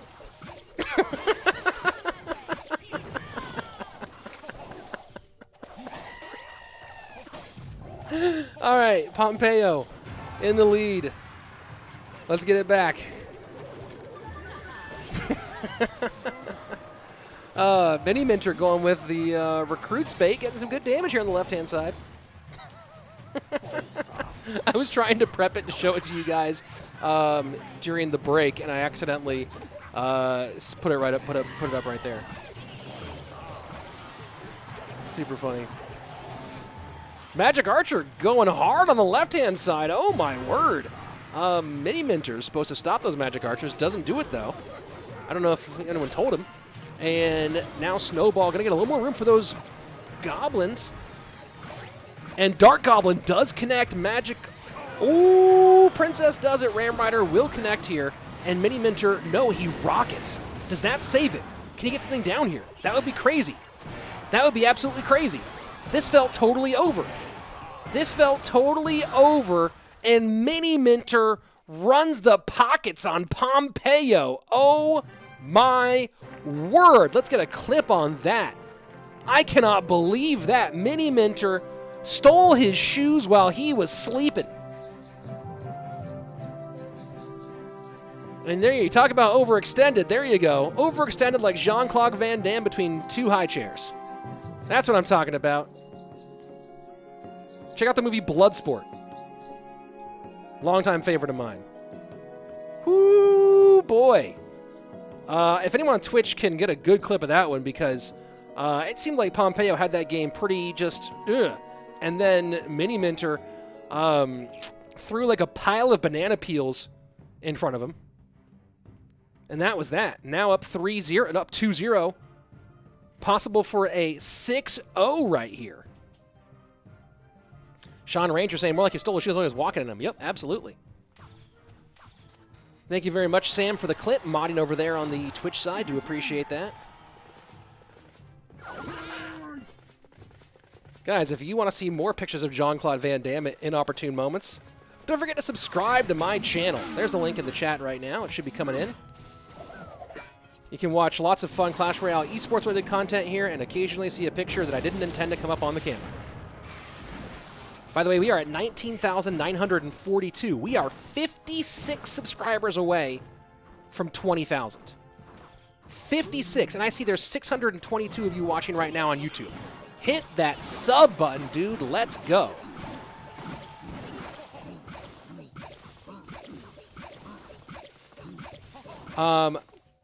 Toxic Surge. Toxisaurus Rex asking, Rich, what does the green lock on the Fisherman Recruits mean? That is an anti-ban. So you can see the ban cards are E-Barbs and Tesla. Before every match, each team submits a ban card and a protected card, meaning that one card that they are trying to ban from global competition and one card that they are protecting from being banned. And the idea here is that if you don't want to have, for example, Royal Recruits banned, you put it as your protected card, and if your opponents try to ban it, doesn't happen.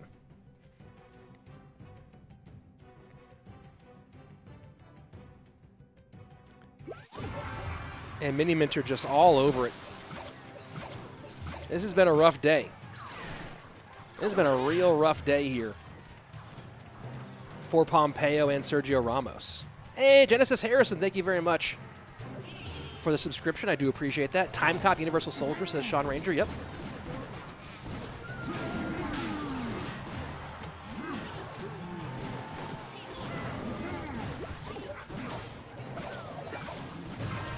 Pompeo trying to fight his way back here, getting some good damage on the left, but with 27 seconds left, this should be it. Good read on the bar barrel. That's going to be a lot of damage on the left there with that Dark Goblin. Dalton Austin, thank you very much for your sub. Do appreciate that. Fireball in on the Rascal Girls. What just happened? Is that rocket going to hit those pigs? Is that rocket going to hit those pigs or not? Yes, it will. All right, there you go. Are the other things going to happen? Interesting strategy here. Pompeo choosing to freeze the game in order to prevent himself from losing. I didn't know that was possible, but Pompeo pulling the plug on the internet overall, or just hitting the pause button to prevent himself from losing. If the game never ends, you can't lose, so that's actually really good for him. I am going to check on the clean feed here to make sure that it's not a problem on my end. Let me go ahead and ask. Whoa. Okay, let me pop out here for a second and see what the heck happened. Something went wrong. Oh, we're back. Let me make sure we're all caught up. I think they must have lost the feed in the studio, guys. Let me ask them right now. Oh, yeah, all the casters are asking about it. Okay. Well, that's fun. Let's put some music on while we're hanging out here. Here you go. Here's some music. Let me see. Let me make sure I can hear it too. Because right now I don't think I hear it. Let's see. Where's the music? Oh, it should be monitor and output. I should be able to hear it. That's strange. Try not to blow your ears out, guys. Well,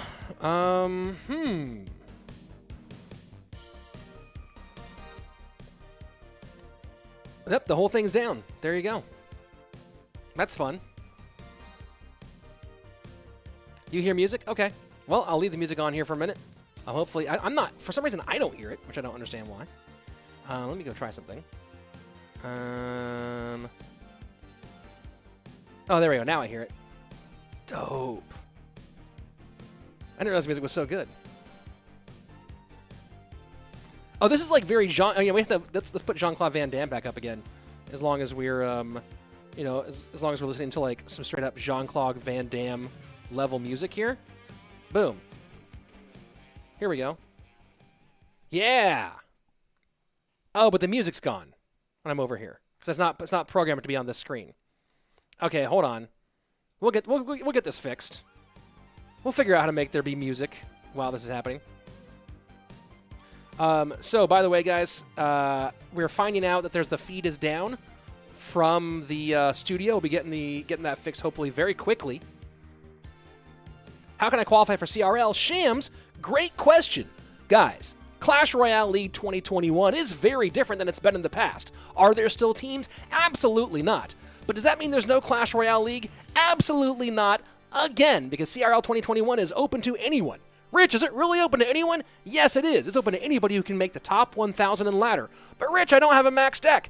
Well, Muhammad Light did it with 2 level 12 cards. So, get on your horse there. Not to mention, of course, magic items are out, and now you, yes, you can have at least one max deck and get yourself pushed to the top 1,000 ladder. What happens then? Top 1,000 ladder get invited to a Swiss bracket tournament playing back and forth through an absolute death construction to try to make it to the top 32, who then play the following day in group stages, and then of course the top 8 make it into a bracket, a double elimination bracket, live on stream every single month with a ton of money on the line every month, because there is a $1.6 million prize pool that you can get a part of. So Clash Royale League 2021, be in it. I timed that to the music really well, by the way. Didn't I nail that? Didn't I nail that for the music? Come on.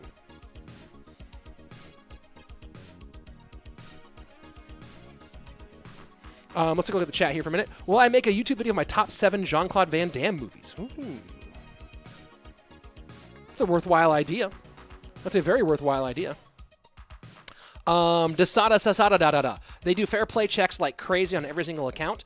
So if your account cannot pass terms of service, you will not be in CRL. GG, well played, though.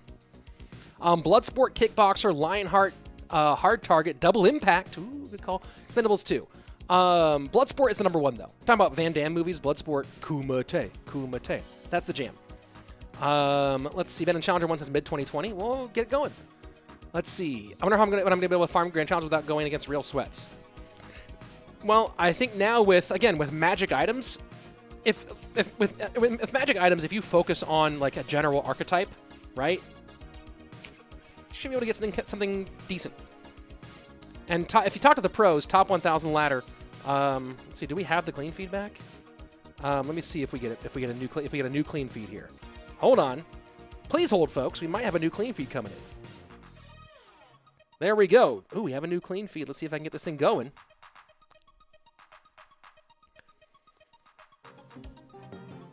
Oh, looks like we're up with a new clean feed. Let me go ahead and make sure it's in 1080. And I guess that we'll get rid of the awesome music now and listen to the game music or whatever. Man, this music is so good, though. Guess we'll listen to this flute. All right, there's the flute. So here you go. And there's the bracket. And just so you guys know, Miniminter did win that. So it's going to be Marc and Boss against Miniminter and Betfas. Again, Marc and Boss won the winners bracket final champion, and Mini and Betfas are the losers bracket final champion. So Boss and Marc still have a loss to give, guys. They could still lose a match and be in it. Let's see. I'm going to look at the Twitch chat here and then the YouTube chat. Excuses for not being top 1K. That's one that Sam says. People who say they're better than these guys. I can't max a deck. Matchmaking is rigged. Yep, those are the two excuses. Ivrit, Katsat, lots of article I've reached the.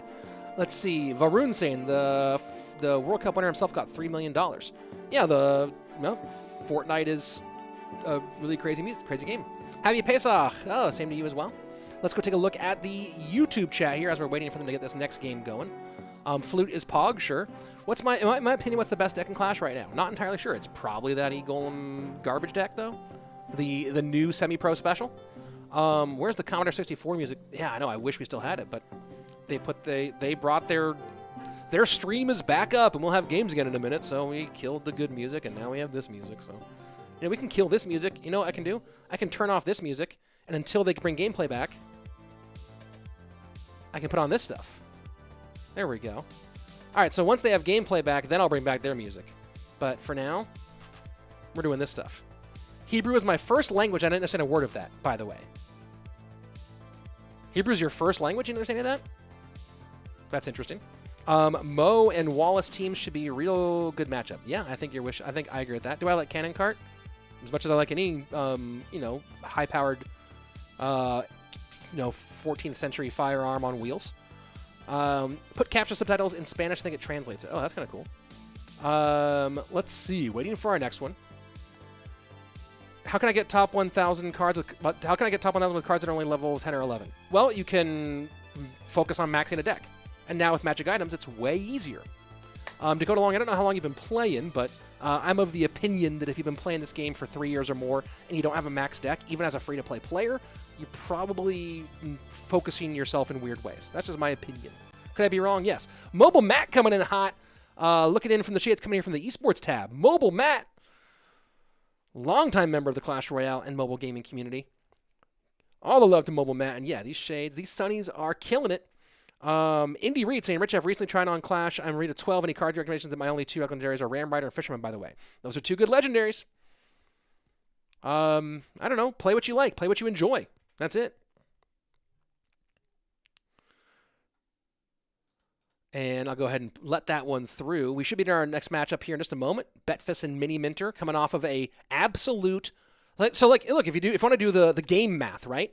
Betfas and Miniminter completely slapped Sergio Ramos and Pompeo. Boss and Marc beat them, but it was a much closer matchup. Marc won 3-1 against Pompeo, and Boss had to come from behind to win a 3-2 against Sergio Ramos. So if you want to do that math, you got to give the advantage here to Miniminter and Betfas. Miniminter has been one of the top competitive players so far of the year, up near the top of the leaderboards right now for CRL. Marc got into the top 8 and then had a rough debut on the big show. Gotta imagine nerves were a big part of that. Betfas and Boss have both been very good and very popular, but still looking for that big signature moment. Let's see. Someone talking about the matchmaking being why they don't get to the top 1,000 ladder. I don't know. I don't really know if I agree with that. Varumuto says he watches Boss videos daily. Cool, man. Watch my videos daily. I don't put out daily content, but just like rewatch old stuff of mine. There's a subscribe link in the chat. Oh, you're over on Twitch though. Oh well. If you're on YouTube, subscribe. Let's see where we are. Let's do the 20K watch. Where are we? Where are we right now as a family trying to hit that 20,000 on YouTube?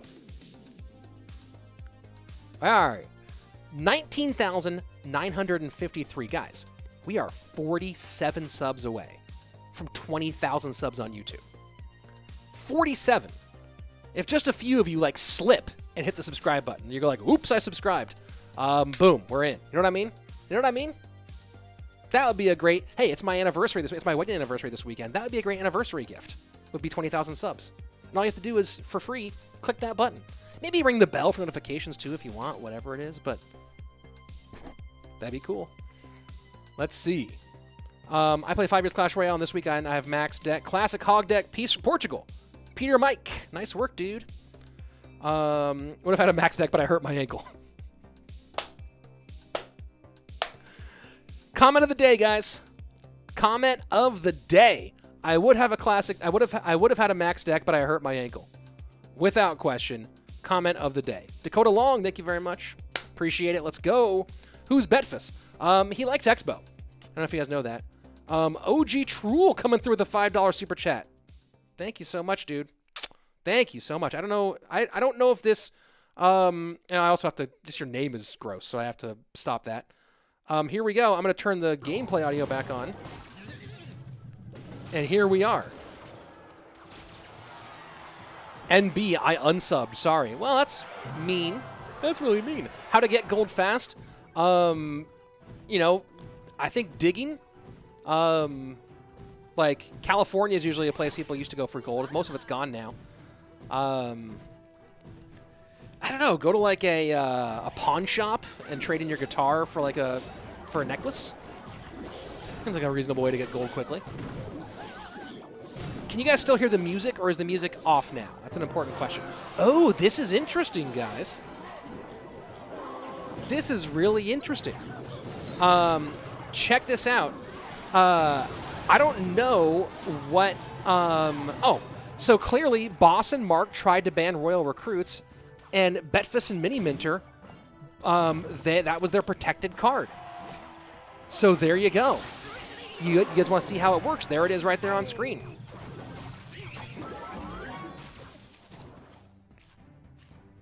Guys, is the 80s music still coming through the stream or not? That's what I'm asking about, because I still hear it. I don't know if you guys still hear it.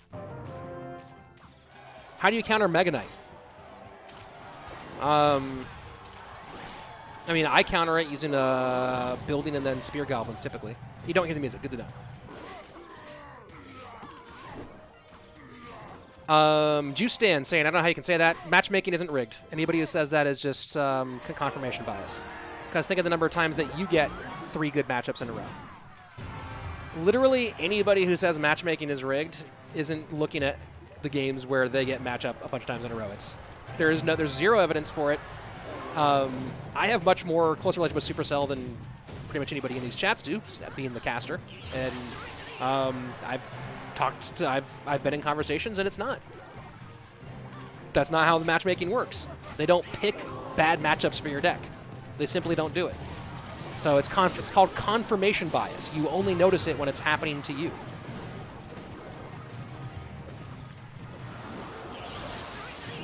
You think that, like, just magically that Light doesn't, or no, that, like, some players that just give good matchups to so that they can hit top ladder? It feels rigged sometimes because when things go wrong, it feels like there's no way it can just be chance that things go wrong for you. Real Duck saying, haha, yeah, but Supercell hates me specifically, though. Oh, you know, you get good matches and bad matches sometimes. Like, the amount of computing power it would take. And Jonathan Lewis saying it great over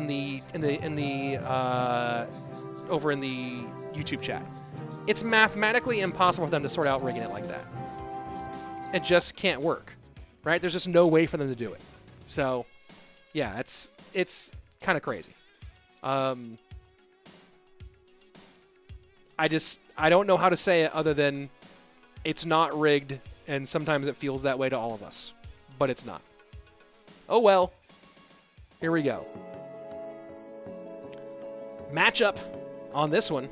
No direct data, but here you wanted to see the Mama Witch? Well, you saw it. Skeletons, not very useful for Betfas. The archers, not as useful.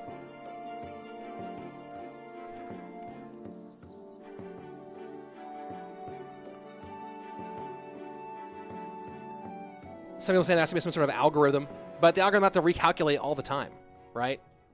It's just not. It's an implausible. It's an implausible argument, especially considering that even amongst the internals of people who communicate with Clash Royale team, it's not rigged. So, you know, I just lost. This is so funny. I think I just lost 4 subs because I said it wasn't rigged. Because I am now 51 away instead of 47 away. Well, you know what? Is what it is. It's so funny. I just lost subs for saying ladder's not rigged. Maybe the funniest reason to lose a sub of all time.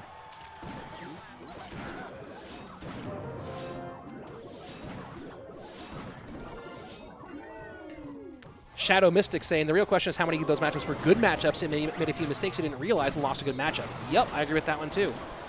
Knowing how to play the matchup correctly is huge. You know, you'll see people, that's why if you watch chat, right, and many of you who are in chat right now do watch chat because you're chatting, people will often argue whether a matchup is a good matchup or bad matchup. And they'll go, this is 100-0 for the top, for the red player. No, dude, this is 80-20 for the blue player. How is their opinion so different? Well, it's so different because, oh, did we lose the feed again?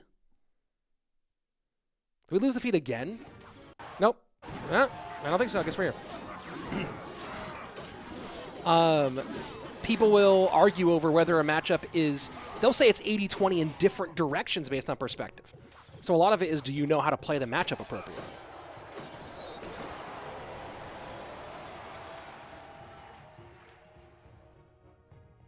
I'm not going to read that comment out loud, but someone in Twitch chat might have nailed the argument. Log to the left-hand side. RG doing some work here for Boss.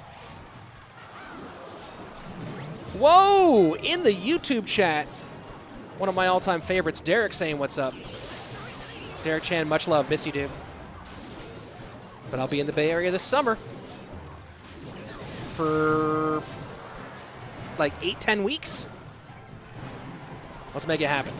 RG left-hand lane, kaboom!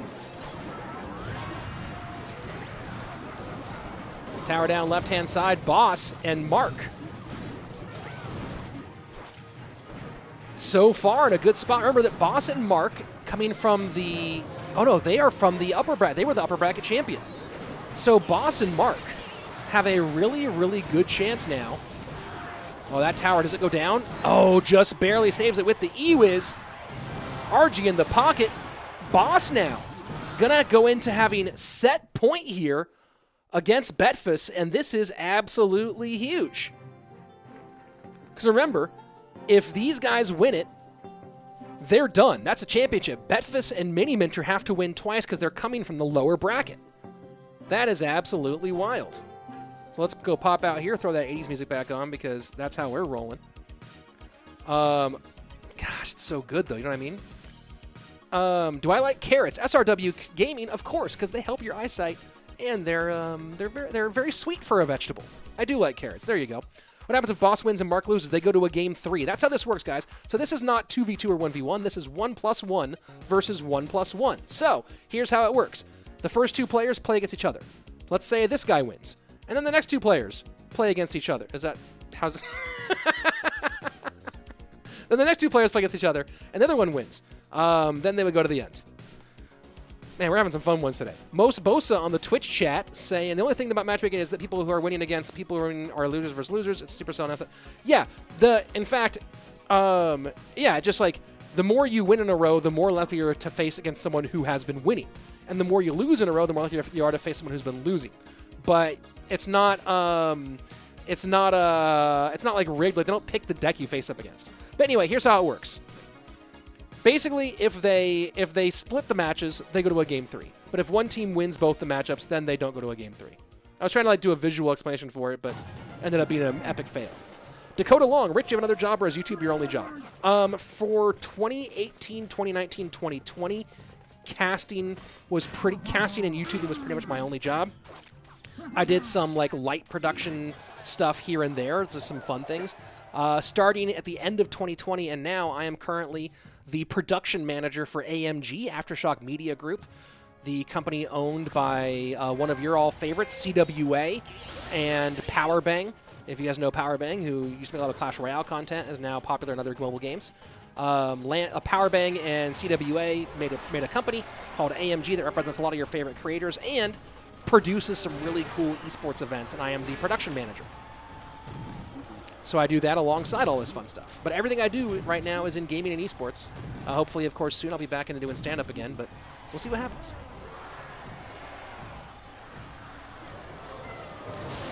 Oh, boy. So we're seeing Goblin Giant Sparky Rage from Boss up against eBarb's RG. RG eBarb's from Betfas. Man. RG eBarb's Mother Witch. Betfas just going like, hey, how much toxicity can I throw into one deck and then slam into Boss's tower? Well, will it hit? Oh, yeah, that's a Piggy and an eBarb and a Mother Witch. But Ewiz comes out and slows it down nicely. Carter Anderson, do I play Clash? Yes, I play pretty much every day.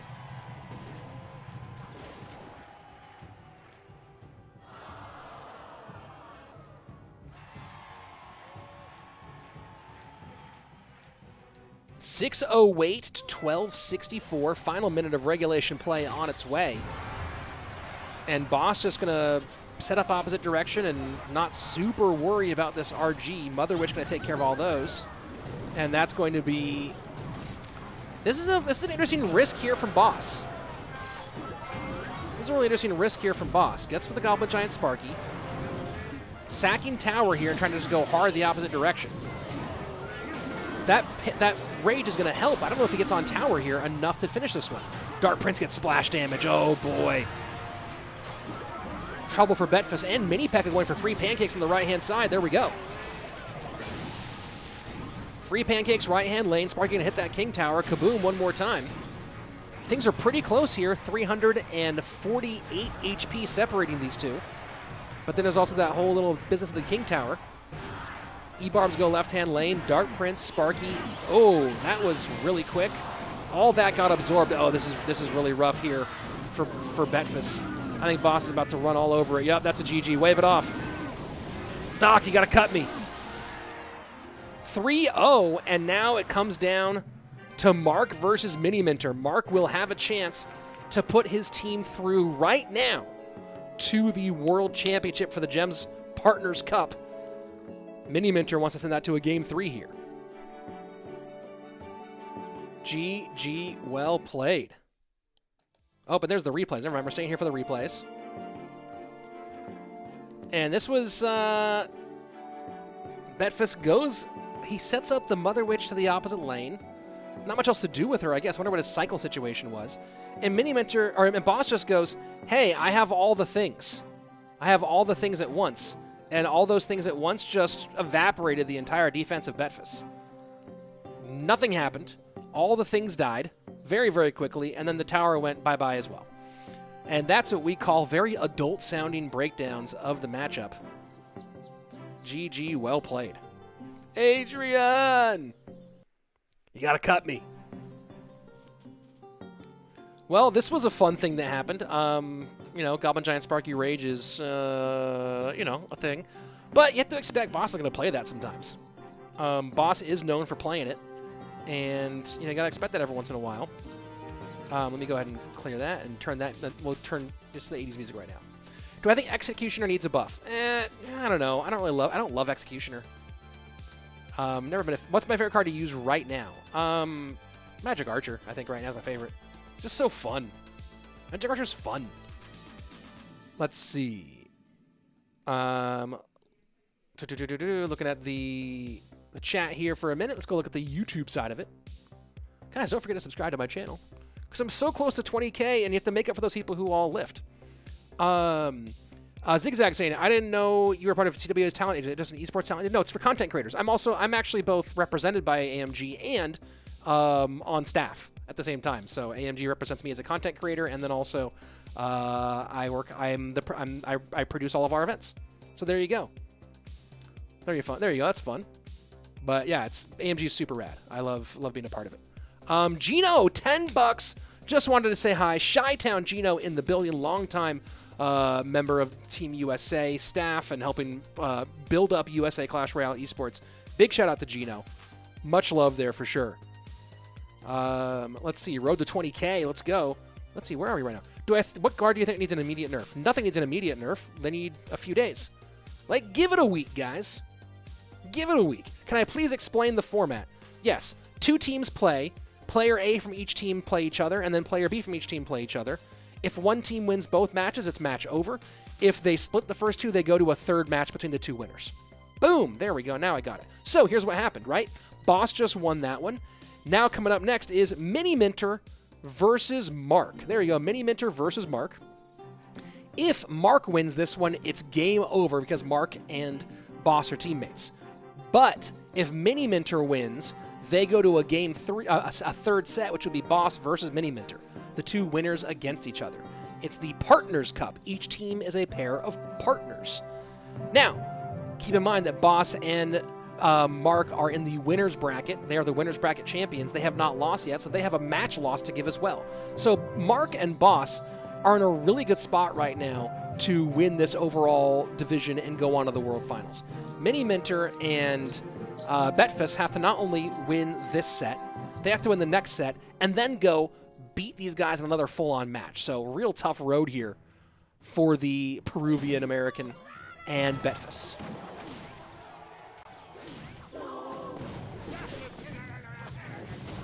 Go ahead and take care of something real quick over here.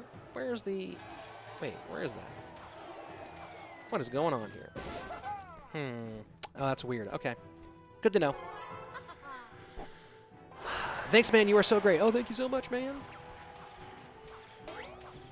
Have you watched the CCGS World Finals where Sergio Ramos won? I love that time. Yeah, I mean, I love Sergio Ramos' reaction when he wins, right? Like the passion in that moment, the fire. In fact, I don't know if Derek is still here, but he might remember. The first game of Clash Royale I ever cast in front of people was that game. It was a recording of that game. But, yeah, that Sergio Ramos game, not just as a fan, but also as a caster. And as a career thing, has a good place in my heart as well. Edo Chino saying $10 super chat on the YouTube side. Love your content and positive attitude. Don't let those haters that unsub get you down. You get to 20K in no time. Oh, thank you very much, man. I really do appreciate that. No, if we don't hit 20K today, which we totally should, guys, come on, get it together. But if we don't, we'll hit 20K during the finals on Sunday. It'll happen. It'll happen very soon. And so you see Miniminter going for the King Tower activation there, not pulling it off. So I don't know if they'll show that in the replay later. Probably not. But that's a good example of one way to deal with Mega Knight. Someone asking about how you deal with Mega Knight. I do that same move a lot when I was playing Bomb Tower with minor wall breakers. You can do it with Spear Goblins as well. Probably regular Gobs too, but definitely Spear Goblins.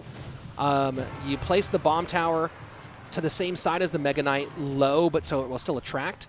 Then it goes to the Bomb Tower, and right when it kills the Bomb Tower, time it so that you drop your skeletons or your spears or whatever right as the Bomb Tower goes down, and then the Mega Knight will retarget to those and then go to the King Tower. Almost pulled it off there was Miniminter, but he missed it by just a hair because the Mega Knight was already too far down in HP.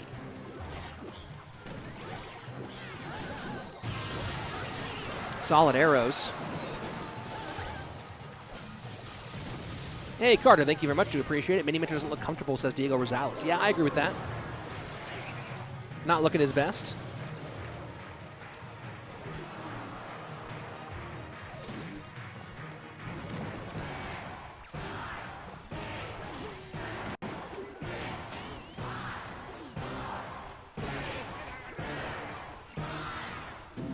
Mega Knight right-hand lane. Graveyard in. Valk goes high for the Mega Knight from Miniminter. And nothing for the oh, yes, he goes EQs for the Graveyard. Man, that's a tough. And this, what we're seeing here, part of this is the difference in having to switch out the Knight for the Valk, or right? Changes the cycle just a little bit, and in many decks doesn't matter that much, but in this one I feel like it does. But of course, not having the archers, that was just a weird situation overall. Thank you, Varun. I do appreciate that.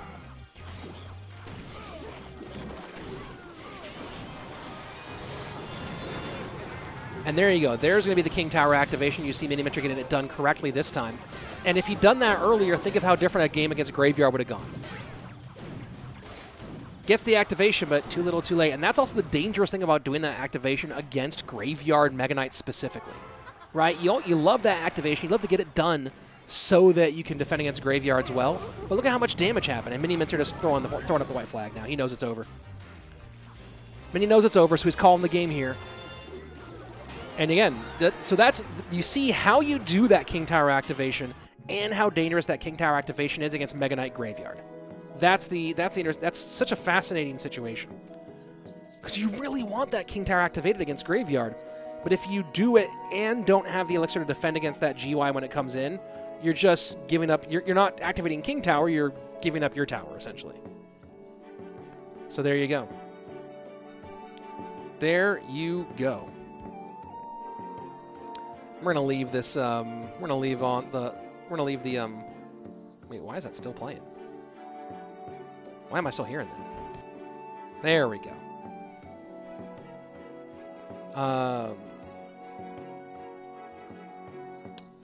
All right, here's the matchup information for you. Just checking some things here. He only got archers for Arrow and has Arrows, Night Witch. Yeah, that's brutal too. Yeah, that matchup is just so rough. Yeah, Arrows, Night Witch. Can't use the archers on defense. Has to spell on defense here. And not getting that King Tower activation early is just rough. It's just rough. So here we go, game number 2.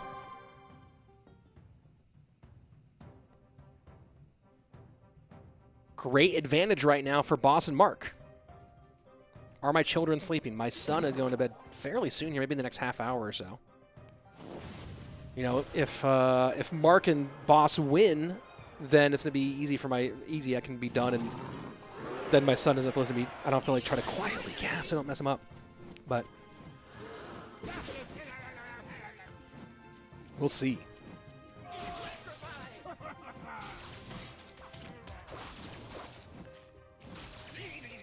U is down.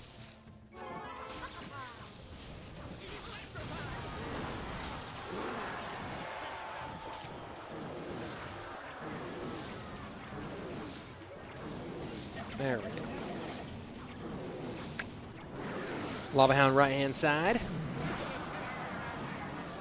Oh, Miniminter's in trouble here.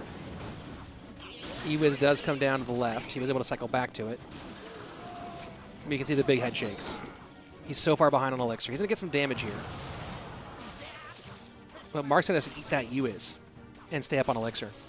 Yep. Gives up the lead here, but I don't think he's too worried about it.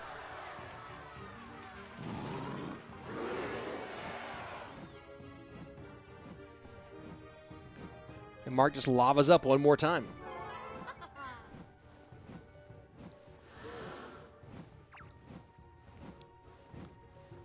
Miniminter has been on that grind.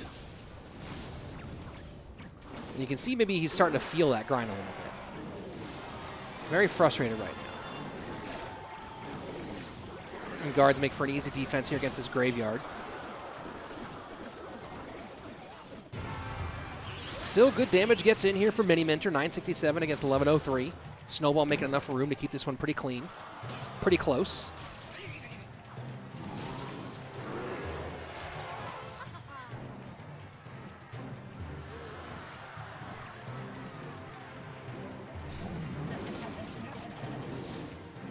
So Night Witch goes left, and Miniminter's going for a tower trade here. Does Marc accept the tower trade, or does he control here? Goes guards high and goes cage high, and that's going to work out poorly for Miniminter, I think. Fireball here to clean up. Brawler comes in. Yep, and that worked out really bad for Miniminter. Fishboy comes down. This might be enough. This might steal it. This might take it. Hold on. Can Miniminter do some magic here one more time? Fishboy comes in. One skeleton. Fireball does get in. And Miniminter survives here. You see a big, big breath there.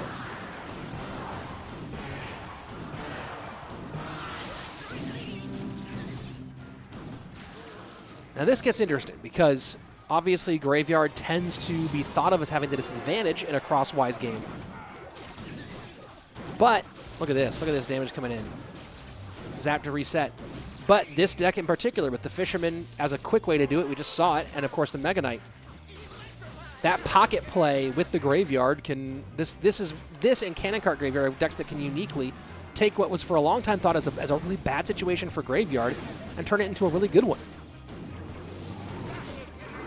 Second Lava Hound down. Is Marc overextending here a little bit? Trying to get on top of that E-Wiz best that he can. Guards get in. Inferno Dragon in. E-Wiz not there. Snowball. Going to take a minute here. And there's pups everywhere. Where's that Fireball for Miniminter? Snowball. Oh, he used the Fireball already. Snowball in, and Miniminter knows that's going to be it. E-Wiz coming in. Fireball going to get the... Oh, doesn't even need the Fireball onto the E-Wiz. Instead, that is a GG. And right now, Boss and Marc one game away from a clean sweep, match point, and North American Championship point.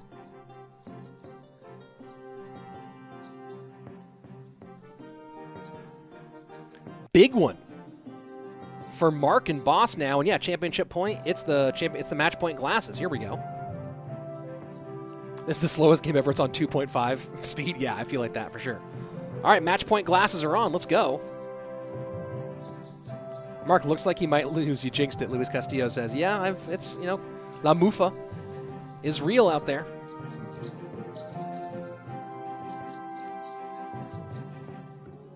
Let's see. How's Miniminter playing at NA if he's from Peru? Rich Slayton. Because he lives in North America. He lives in the U.S., he lives in Florida, and he's of Peruvian descent. There you go. Is Mini Peru flag or Austria? Peru. 1v1 who? Let's see. Anaban play. Yeah, Anaban, his team lost the other day. They are already out. Let's go take a look at the matchup data here. Oh, no matchup data. Just right into the game. Here we go. So Miniminter has to reverse sweep or it's tournament over for him and Betfas. They'll walk away with a few $100. Something to show for their troubles, of course, but not with what he really wants, which is going to that World Final, having a shot at the big bucks. Now, of course, Miniminter has made a ton of money playing Clash Royale in the last few months. Top finishes at the All-Stars Cup, twice in the CRL monthly finals. High finishes, great money. Why am I wearing sunglasses? Well, because I actually have a small it's a small Hadron Collider, best way to put it. It's like the large Hadron Collider, but it's smaller. And I have one, so I have a miniature sun, an actual miniature sun that I keep in the corner of this room, just for fun, and it's really bright, though. So I keep my sunglasses on because of my small Hadron Collider. And Miniminter is reading a book now. I don't know if you guys noticed that. Look up the top right corner of Miniminter's listening to music, maybe to the gameplay, but he's reading a book. Mini, what book are you reading? Let's see. Can we see the cover? Please, this is so great. Oh, I guess he's done reading. Maybe he'll make a sandwich now or something. Takes a sip of his tea, I'm guessing. And a bar barrel comes out. And now Miniminter will look at his phone, I guess. Maybe he should go to his laundry real quick. That was great. That was content there, guys. And we'll see if they do play something here in the next 5 seconds. I bet Marc is going pretty big. Dirk asking, why do you have a book out? Because he knew they weren't going to play until now. So he knew it was waiting until double elixir. So he was just kind of having some fun.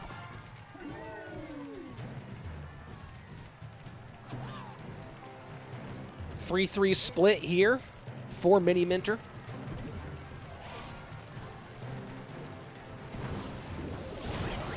And fireballs trade on both sides. Should be able to slow down, and that's a solid bar barrel. No help there. Oh, the bar barrel does come out and reply, so Marc gets back around and protects that Magic Archer a little bit longer. No swipes on the right-hand side. So they wait for 2 minutes to play. All that happens, and all that's going to come out of it is a couple zappy taps on the left-hand side. Dakota Long, why did they wait? Marc waited because he's playing this big, heavy 8 elixir E-Giant deck, and it's better for him to play. This deck gets better in double and triple elixir. And Miniminter either waited because he feels like his deck is pretty heavy, or because he didn't like his starting hand and didn't want to be first to play. And that's a lot of piggies on that right-hand side. E-Giant not going to do much, but a second one down. Is Fireball in cycle here for Marc? It's a good NATO here, but the Magic Archer does go down. Second Magic Archer. No geometry, though, and Fireball comes there at the bridge. So now here we go. Damage lead for Miniminter, 1691 to 1053, but Elixir lead, and a not insignificant one here, about 1.5 right now for Marc. Goes with the cage early to bank up into the dangerous lane here. Did not have his next Electro Giant ready in cycle to set up in the back, but now gets back to another push on that left-hand lane. Electro Giant with Mother Witch. Barbarrel going for the brawler here, for the cage. Not sure I agree with that take, because it was going to go out of the way pretty soon anyway. It might have been more useful elsewhere, but guess he had it in hand, wanted a cycle. Here we go. Magic Archer going to get fireballed off. And now Marc maybe in a bit of trouble here. It does still have the Elixir advantage, though. So 2 Mother Witch summons on the board, and now Electro Giant in front of Mother Witch one more time. Barbarrel to protect her.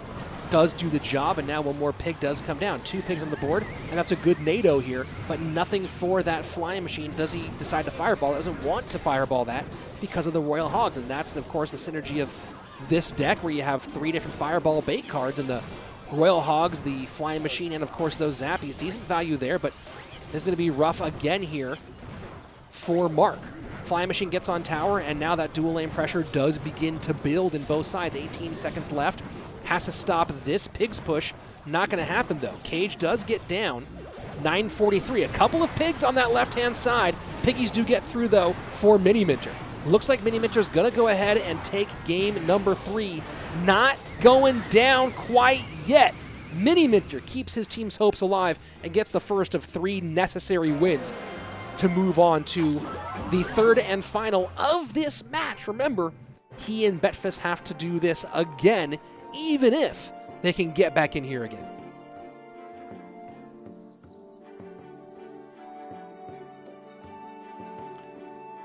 Timed out again there. Don't trip. Do it again, and you're banned. Balthazar saying he was reading up on CR strategy. Maybe he was. That's looked like it worked pretty well. Let's take a look at the chat here for a second. Everyone's kind of taking stuff in here.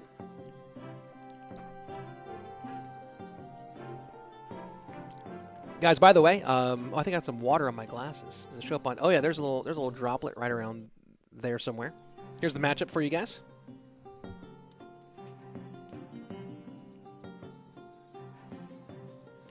Nathan's saying, I really don't like the winning 2 sets of 3. I think it should be a set of 5, and the winning team starts with 1. I kind of agree with that.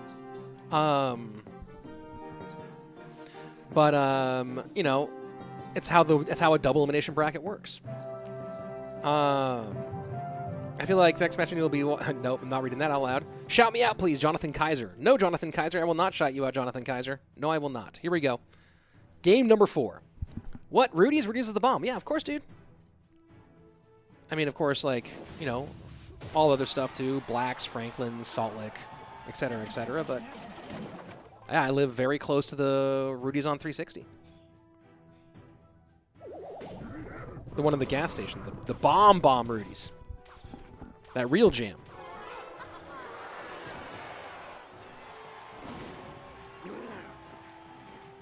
It's either GY or E-Giant here for Miniminter. How many more subs till 20K, asks Alexander. Good question, Alexander. Let's take a look. I'm at 19,963, so I am 37 subs away from 20K.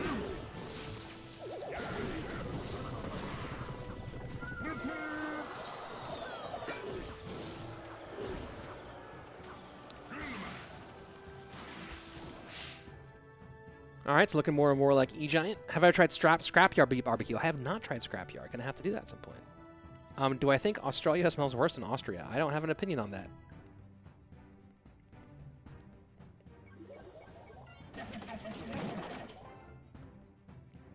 So GY for Marc.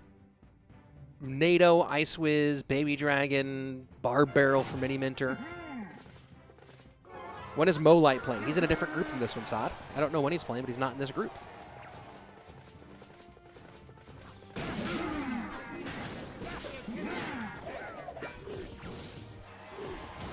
And these bats are going to get on that Baby Dragon without too much difficulty.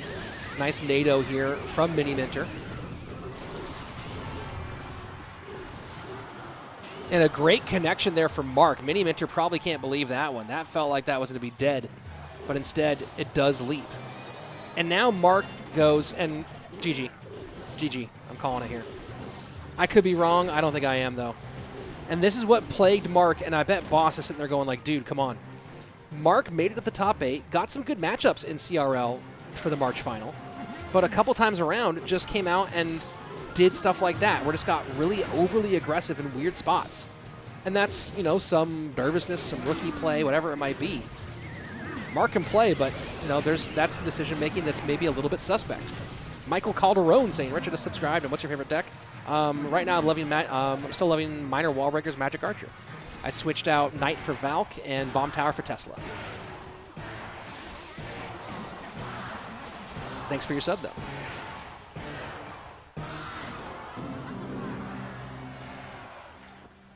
What are the numbers under the win rates? That is games played, won, and lost. Those PJ, PG, and PP, that's because this is in Spanish. So Marc has played 12 games. He's won 8, lost 4. And Miniminter's played 19 games, won 12, lost 7. The cards on the left of the screen are the banned cards and the protected cards, meaning you can't ban them. And as you can see, the protected card for Mini and Betfas was Royal Recruits, and that yellow card on the left-hand side for bans means that Boss and Marc tried to ban Royal Recruits, and it was protected, so it didn't work.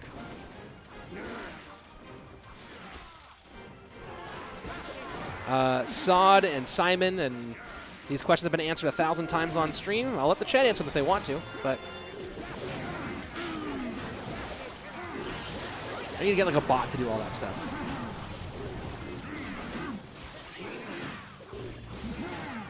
Thank you, Ed. Appreciate it.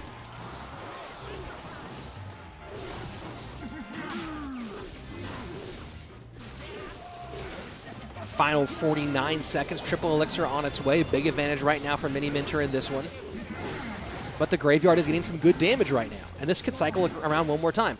Man, that was... I thought that when that Graveyard came in, that really, really overcommitted Graveyard came in, that meant that it was going to be GG's for Marc.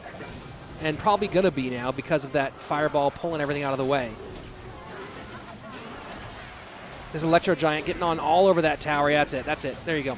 Here we go. Game number 5 on its way. Marc opening the door here for Miniminter. A possible reverse sweep happening. A possible reverse sweep on its way.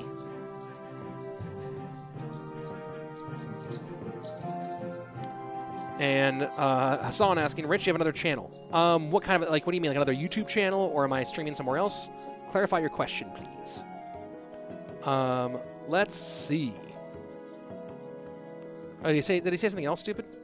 Let's see. I want to see what he said. You guys have been saying a lot of dumb things. Huh. Now let me view that. Oh, yeah, no, just ban him. Boom. That guy's banned. For sure. Don't trip. You are banned for life. Bye-bye. Bye-bye. Bye. It's been fun, though. Let's go take a look at the matchup. I am streaming on both YouTube and Twitch. Just so you guys know. Game number 5 on its way here in a moment. I was going to stream on Facebook today. I actually was planning on doing that to add that as a third destination. And then Facebook's interface was kind of ugh. So there you go. Maybe one day I'll do it.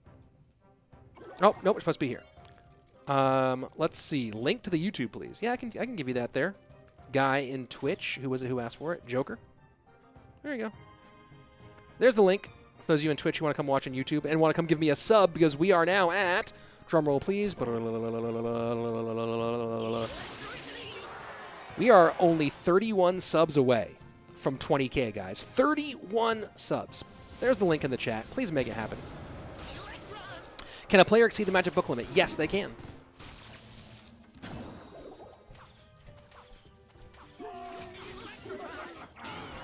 Trasher, behave yourself over on Twitch.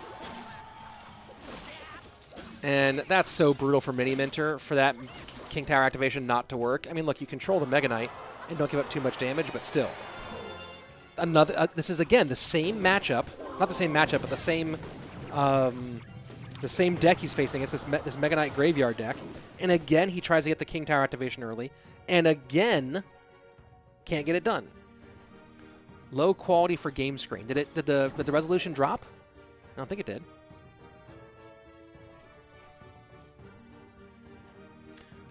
You can go above the limit. I don't know how far above it you can go or what the methodology is for that. But yes, you can go above the the magic item limit.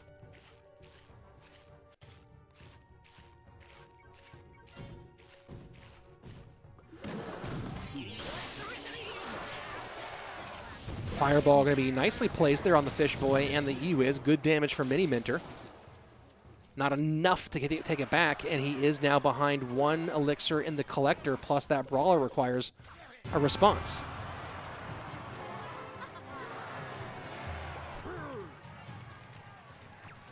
Can I put names in the description? I like the way you comment. Names of what, Hassan? Of the players? Of other channels? This is my main channel. 40 seconds left in regulation time.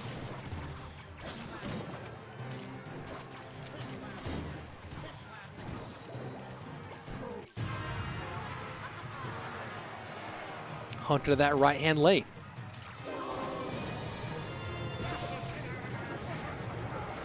That's a well-timed snowball. Misses 1 skeleton, though. Skelly does go down, but does miss 1 skeleton. Gets the Fish Boy instead. 1324 to 1792. And now this E-Wiz all on his lonesome. Plenty of elixir here for Marc, but doesn't protect the E-Wiz. And this Royal Giant does get pushed back by the Goblin Cage, but still. E-Wiz does stay alive a little bit longer here. 1538. And now again, just trying to go cheap on the left-hand side, but Fisherman beats Fisherman. Miniminter defending fairly well. Really would love to have that King Tower activation that he didn't get by just an annoying interaction early on.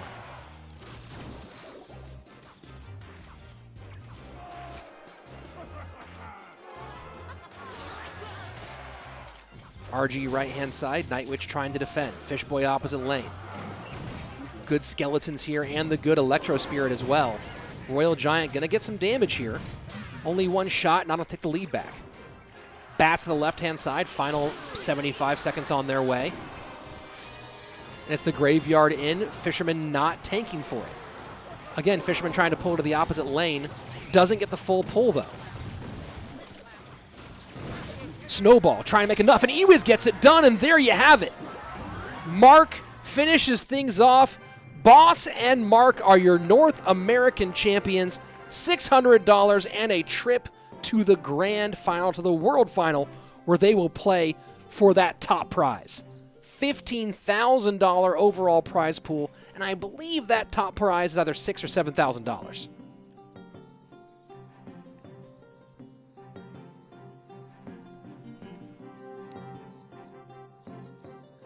Hey, Slow-Mo Pro. Bye-bye forever. That was fun. Here we go, looking at the finish. And it felt like Marc was playing with fire here. It really did. It felt like it would just take 1 RG to break through, but again, this E-Wiz is doing enough to stun, and that snowball making him 1 more shot get in. GG, well played. Boss and Marc will be going through.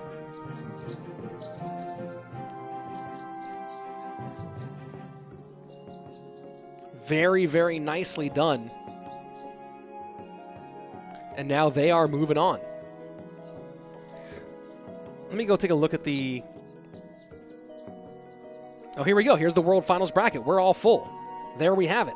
So, Boss and Marc move on to the World Finals bracket, where they will face off against AUK, a.k.a. Aurora, and Elsiop, the top-tier Chinese duo world champion teams from Nova in 2018. In the other part of that bracket, Mohammed Light and Saudi will go up against Wallace and Sandbox. So a lot of talent here. A lot of talent all around. Can Boss and Marc take down the Chinese champs? Mohammed Light and Wallace, lots of history there as well.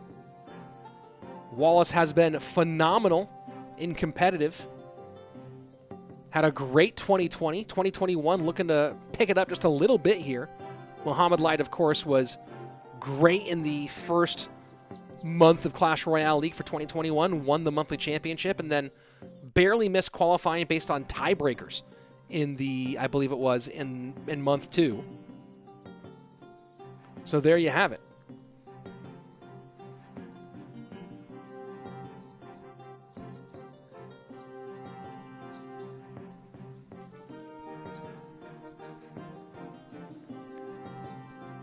So there you go. I think we'll have some more information here in a minute. So we'll stick around for another minute or so and see what's happening. Let me ask. Let me just check something one second. I'm checking in with the whatchamacallit, with the league operators, with the production studio. Has Morton lost? Yeah, Morton is out.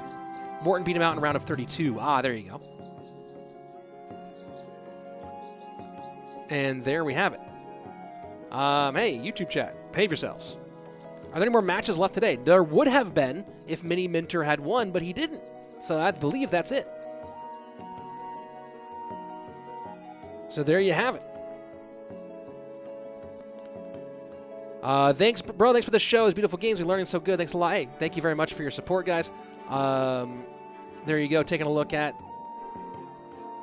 overall what we're doing. This is the Gems Partners Cup. It's not 2v2. It's not 1v1. It's 1+1 against 1+1. And guys, I believe we're gonna end the stream here at 19,973 subs. 27 subscribers away from that 20,000. So we'll be hitting that on Sunday when we come back here. We'll be right back here at this place. If you haven't yet, of course, subscribe, but also ring the bell for notifications because this will be the home for the championship, for the final on Sunday. So tomorrow, I believe there's nothing tomorrow, and then Saturday is the first half of the championship. Sunday is the grand final day. So make sure you subscribe, ring that bell, and come back here. We're going to have the grand finals. We're going to hit 20,000 subs. Maybe I'll get a golden burrito on Sunday. We'll see what happens. That's it for me today, guys. It's been a whole lot of fun, and I will see you back here this weekend for the championship. Later.